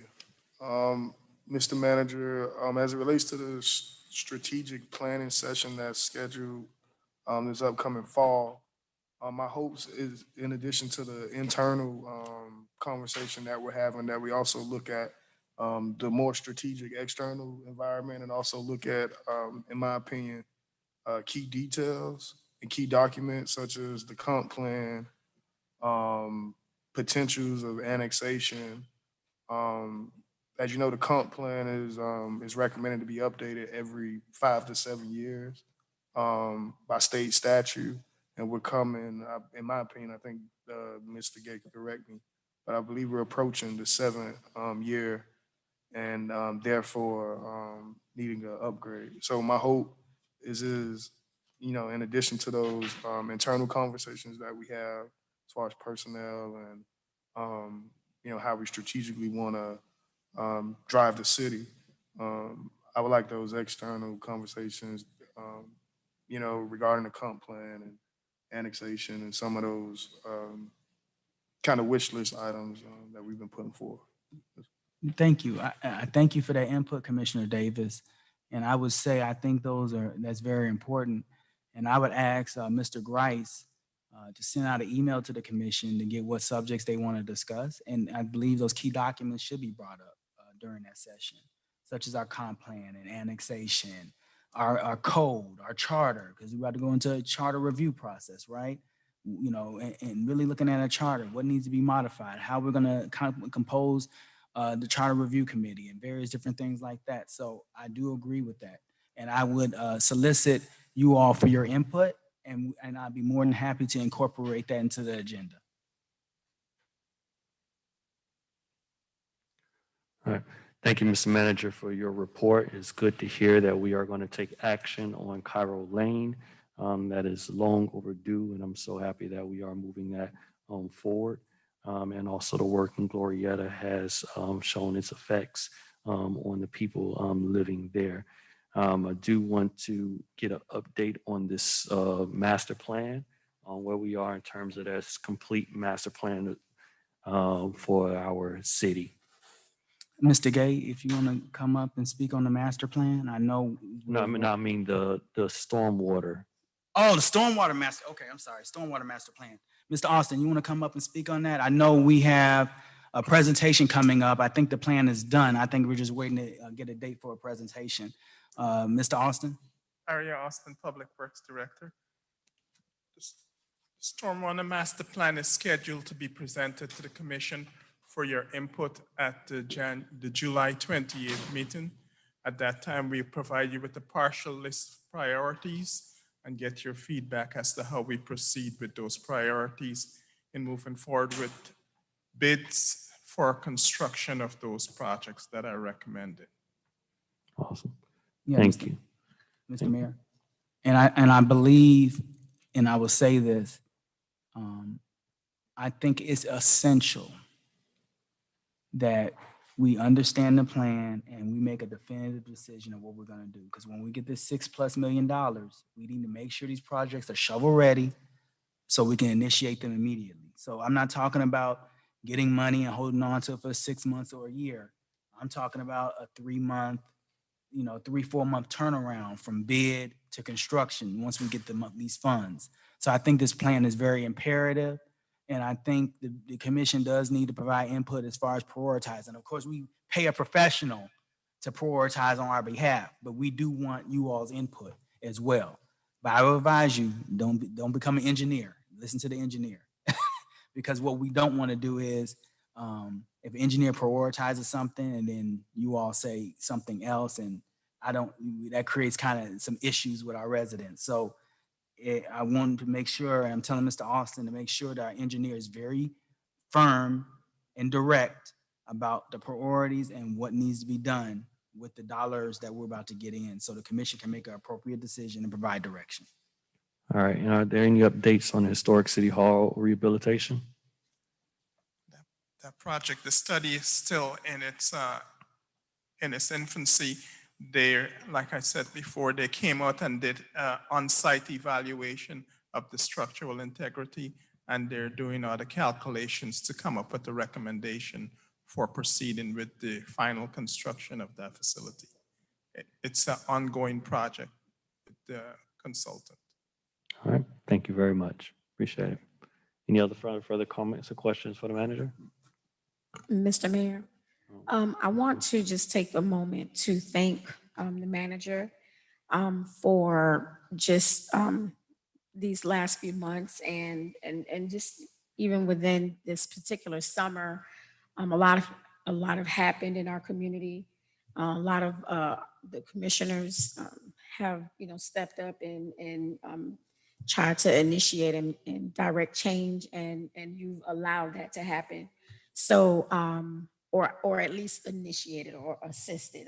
I shouldn't say allowed, but assisted us with us on the commission with just things that we saw that we needed to step in the gap and make things happen. So and not just there, but then also with all the other departments. So just like Commissioner Taylor said, sometimes you can't see the picture when you're painting it. And right now we're all painting our picture. So I want you to know, because as you're painting your picture, that we see the movement, the forward movement, the growth, and all that you're doing to move the city forward. So I just wanted to give you that shout out. Thank you. Mr. Mayor, I would like to first thank the Vice Mayor and thank Commissioner Taylor for their comments. And I want to say this: I don't do this work for acknowledgement. I don't do it for glamour. I don't do it for stardom. I do it because I have a passion for municipal government and what I do on an everyday basis. And realistically, I feel that I have incorporated myself as a member of the Opa-locka family. Even though I don't necessarily stay in Opa-locka, I involve myself with the city on an everyday basis. I take calls from residents on a 24-hour basis. There's residents that have my direct contact number that call me and I allow those conversations to happen. And there's not a lot of managers that do that. You have a lot of managers that are within silos, and they have assistants and assistants of assistants, and you can't get to the city manager because you have to go through all this red tape. And I believe this city doesn't need a city manager that you need to get through red tape. You need a city manager that needs direct interaction. So residents like Shalonda Rivers and various other residents that want to do things within the community and really advocate on behalf of residents, I thank them on an everyday basis, because to work in Opa-locka, you literally have to get a PhD in Opa-locka. You have to get a PhD in Opa-locka. Opa-locka is a different animal that I've ever dealt with in my whole municipal career, and it's not in a bad way. Um, Opa-locka has a lot of history. Opa-locka is a place that has been neglected for years, not necessarily a fault of anybody. I don't put fault on anybody in regards to the state of the city. Life happens, things happen, and we move forward and make change. We don't point blame. We just take action on what we know, and we try our best to move the city in a way that's positive, right, and proper. I do want to let the commission know, and specifically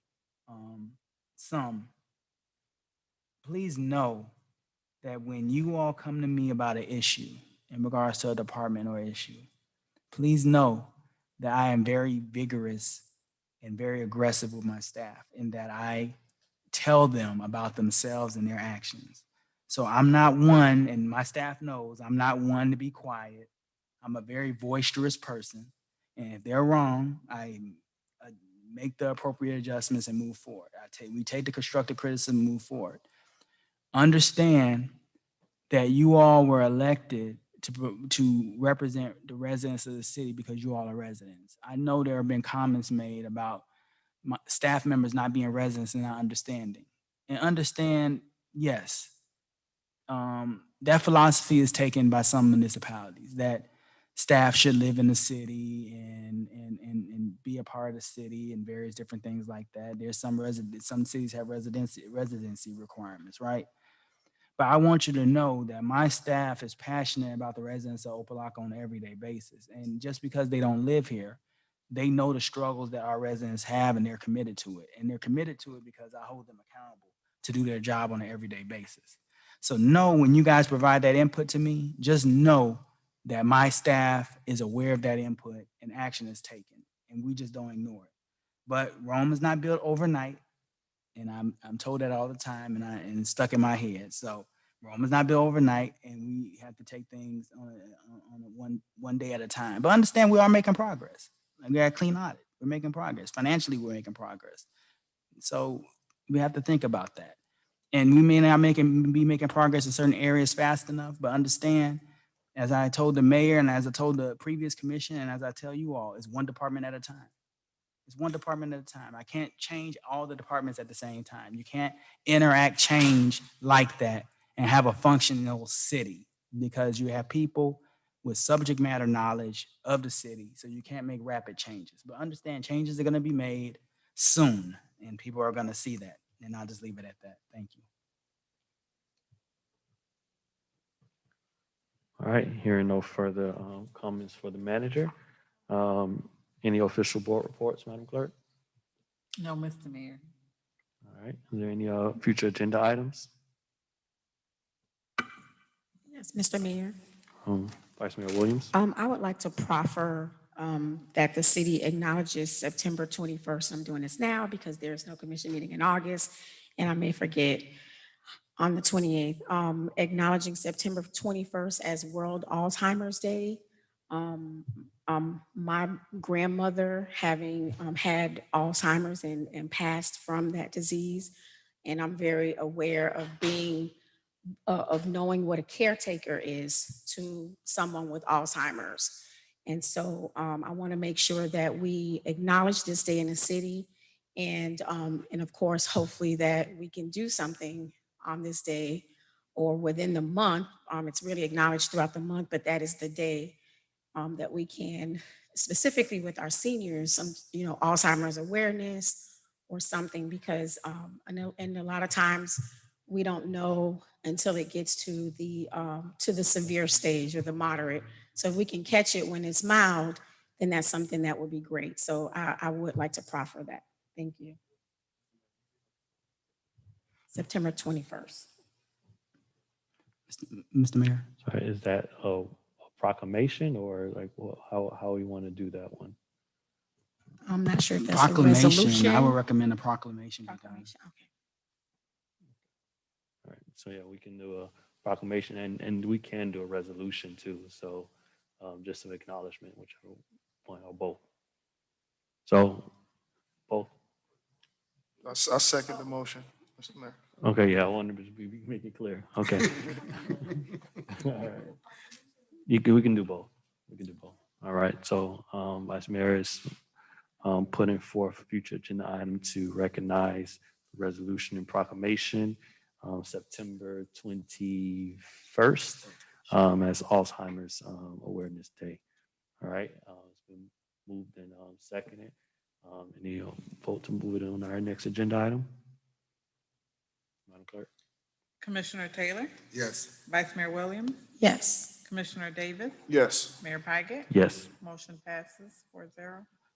Mr. Mayor, if I Manager. may, I apologize in my report, but it does count as a future agenda item, maybe for the CRA. But I would like to acknowledge that I will be nominating Corian Delane to be the new CRA manager on my behalf, and that will be on the new CRA agenda in the upcoming CRA meeting.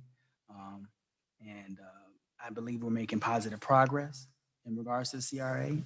Mr. Gay will still be participating in the CRA as a consultant to Mr. Delane and assisting him in his transition into that position. I'm very happy for this. The young man has a lot of potential, and I'm young too, so I'm calling him a young man, but he has a lot of potential, a lot of vision for the city. He's very aggressive, has a lot of vigor, and he keeps me motivated in regards to economic development and moving the city forward. And so I believe the change is needed in order to rejuvenate the CRA. I want to thank Mr. Gay for his years of effort and progress that he's made to the CRA. He knows that I respect him highly and I thank him, and he knows he's about to get expanded responsibility shortly. And I want to relieve him of the CRA so I can expand his responsibilities and some of the new endeavors that we're going to do in the city of Opa-locka as far as transitioning. So I just want to bring that up and really give a shout out to Corian and thank him for his efforts. Thank you for staying in the city of Opa-locka. He's about to leave us. I had to beg him to stay. So he chose to stay here. And I appreciate that. He considers Opa-locka home, and I consider him family. And all my directors know that. You're family, and I consider you guys my relatives in a way that's very personal and sincere. So in saying that, I tell the commission that we are making progress and changes, and just look out for more changes that are coming forward. Thank you. Anything else on the future agenda items? All right, moving on to Mayor Commissioner reports. Any reports? Mr. Mayor. Commissioner Davis. Thank you. Just want to acknowledge that this Monday, July 12th, we had our walk-in one-stop initiative in the Cordoba Courts Apartments, which is one of our high crime areas. It was a great event, brought together resources from local nonprofits as well as Miami-Dade County, who provided services from expungements to career source, as well as utility assistance and mortgage assistance, various other programs provided by Miami-Dade County. We're just excited to have the support of so many social service agencies to come out and really hit the pavement and bring those critical community services directly to the doorsteps of our residents. I also want to acknowledge city staff. The police department was very instrumental in putting this initiative forward, as well as human resources, who was also on hand, knocking on doors and getting information about jobs out to the community. So again, kudos to our departments and everyone that came out and supported, and look forward to continuing this initiative to not only combat gun violence, but crime here in our community. So thank you. Anyone else? I'm sorry, Mr. Mayor, and Also, this Saturday, July 17th, we'll be having our youth anti-gun violence march and rally. It's going to be starting at 10 a.m. and it's going to end at 4 p.m.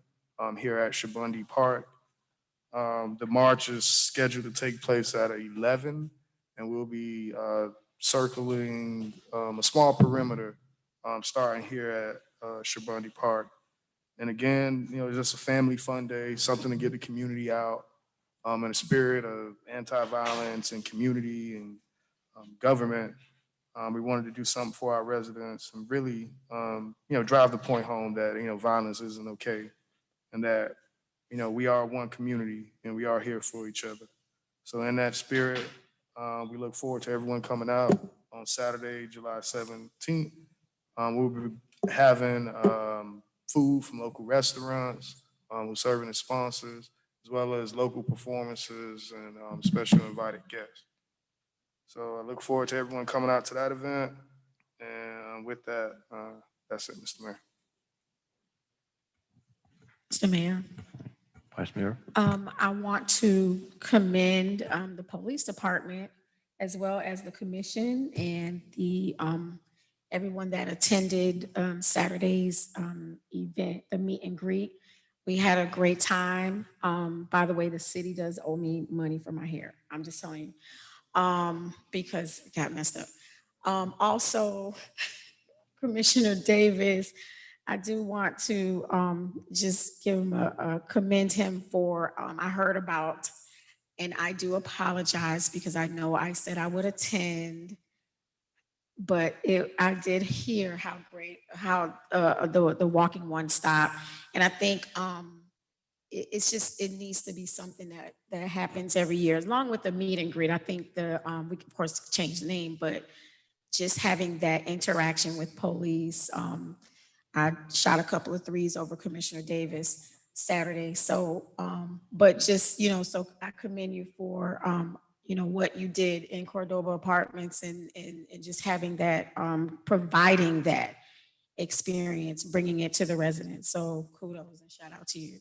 And I'll be waiting for my $50, Mr. Manager. Thank you. You'll get that shortly in Opa-locka time.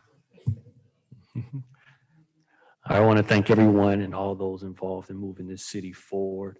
Like Commissioner Davis and that work in terms of walking one stop, and all the police officers and staff that came out to make that event on Saturday a great event. And to all those that are moving this forward, including the city manager and the rest of the commission in these upcoming meetings. I do want to make a note and recognize our Congresswoman Frederica Wilson and her advocacy and securing that funding for us in terms of American Rescue Act. That was a long process that we were doing as quite a few mayors across the nation, along with our Congress people, to make sure that we got funding in this act to make sure our infrastructure is taken care of. So happy to see the work that President Biden and his new Congress is doing and making sure that cities are taken care of all across. Also to Mayor Kava and her office, we requested a meeting with the new chief of what title? More community affairs, where they're bringing in a few others. We invited them to the city to do a review of our parks programs, cultural programs, after school programs and services to our youth. And we're looking forward to partnering with them to provide more services in the city of Opa-locka. So those things are moving forward. And lastly, today marks a year since we've had a financial oversight board meeting. And I'm requesting from our Chief Inspector General, also the Financial Oversight Board, to come and provide a either joint workshop or meeting so we can get a analysis of where we are in terms of our five-year recovery plan, since it was submitted last year, to make sure we have those annual check-ins. So all these efforts, we are going to take this city forward. and moving it one step at a time to make sure that we rise as a community. So I want to thank all those that have been involved in pushing this city forward so that we continue to shine as a community. I mean, shout out to those I am Opa-locka signs and poles that are going up, looking really nice all across the city. And just showing progress that we have. So with that, are there any official board appointments? Mr. Mayor, if I may, the oversight board was waiting for the audit to be published. The 10-day notification should go out either on Friday or Monday. They were just waiting for the audit to be approved prior to noticing the meeting. So that will be occurring in the next 10 to 15 days. Okay. All right. Any official board reports? I No, mean, Mr. board Mayor. appointments? No, Mr. Mayor. All right. Mr. Manager, can we get more publicity about the official board appointments? There are quite a few appointments that are available. Can we get flyers around our city services? Can we get social media postings? We got to get the word out about these board appointments so that our citizens can be engaged. How can we? Yeah, sure, Mr. Mayor. Actually, there have been social media posts put out about appointments. Me and myself and the clerk and Ms. Mockins have worked on a social media plan. So they have been social media posts in regards to board appointments.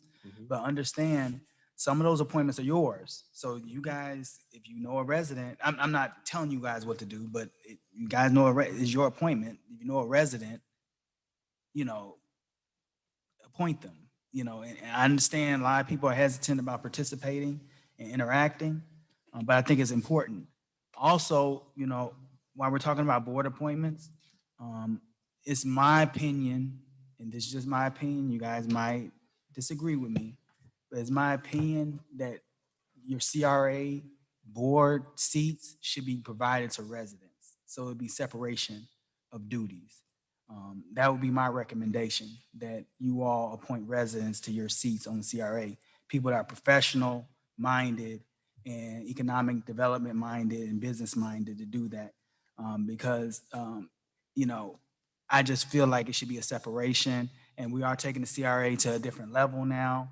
And we are, pushing economic development and doing programs, and myself and Mr. Delane meet on a weekly basis, and we talk about how the CRA is going to interact with the city.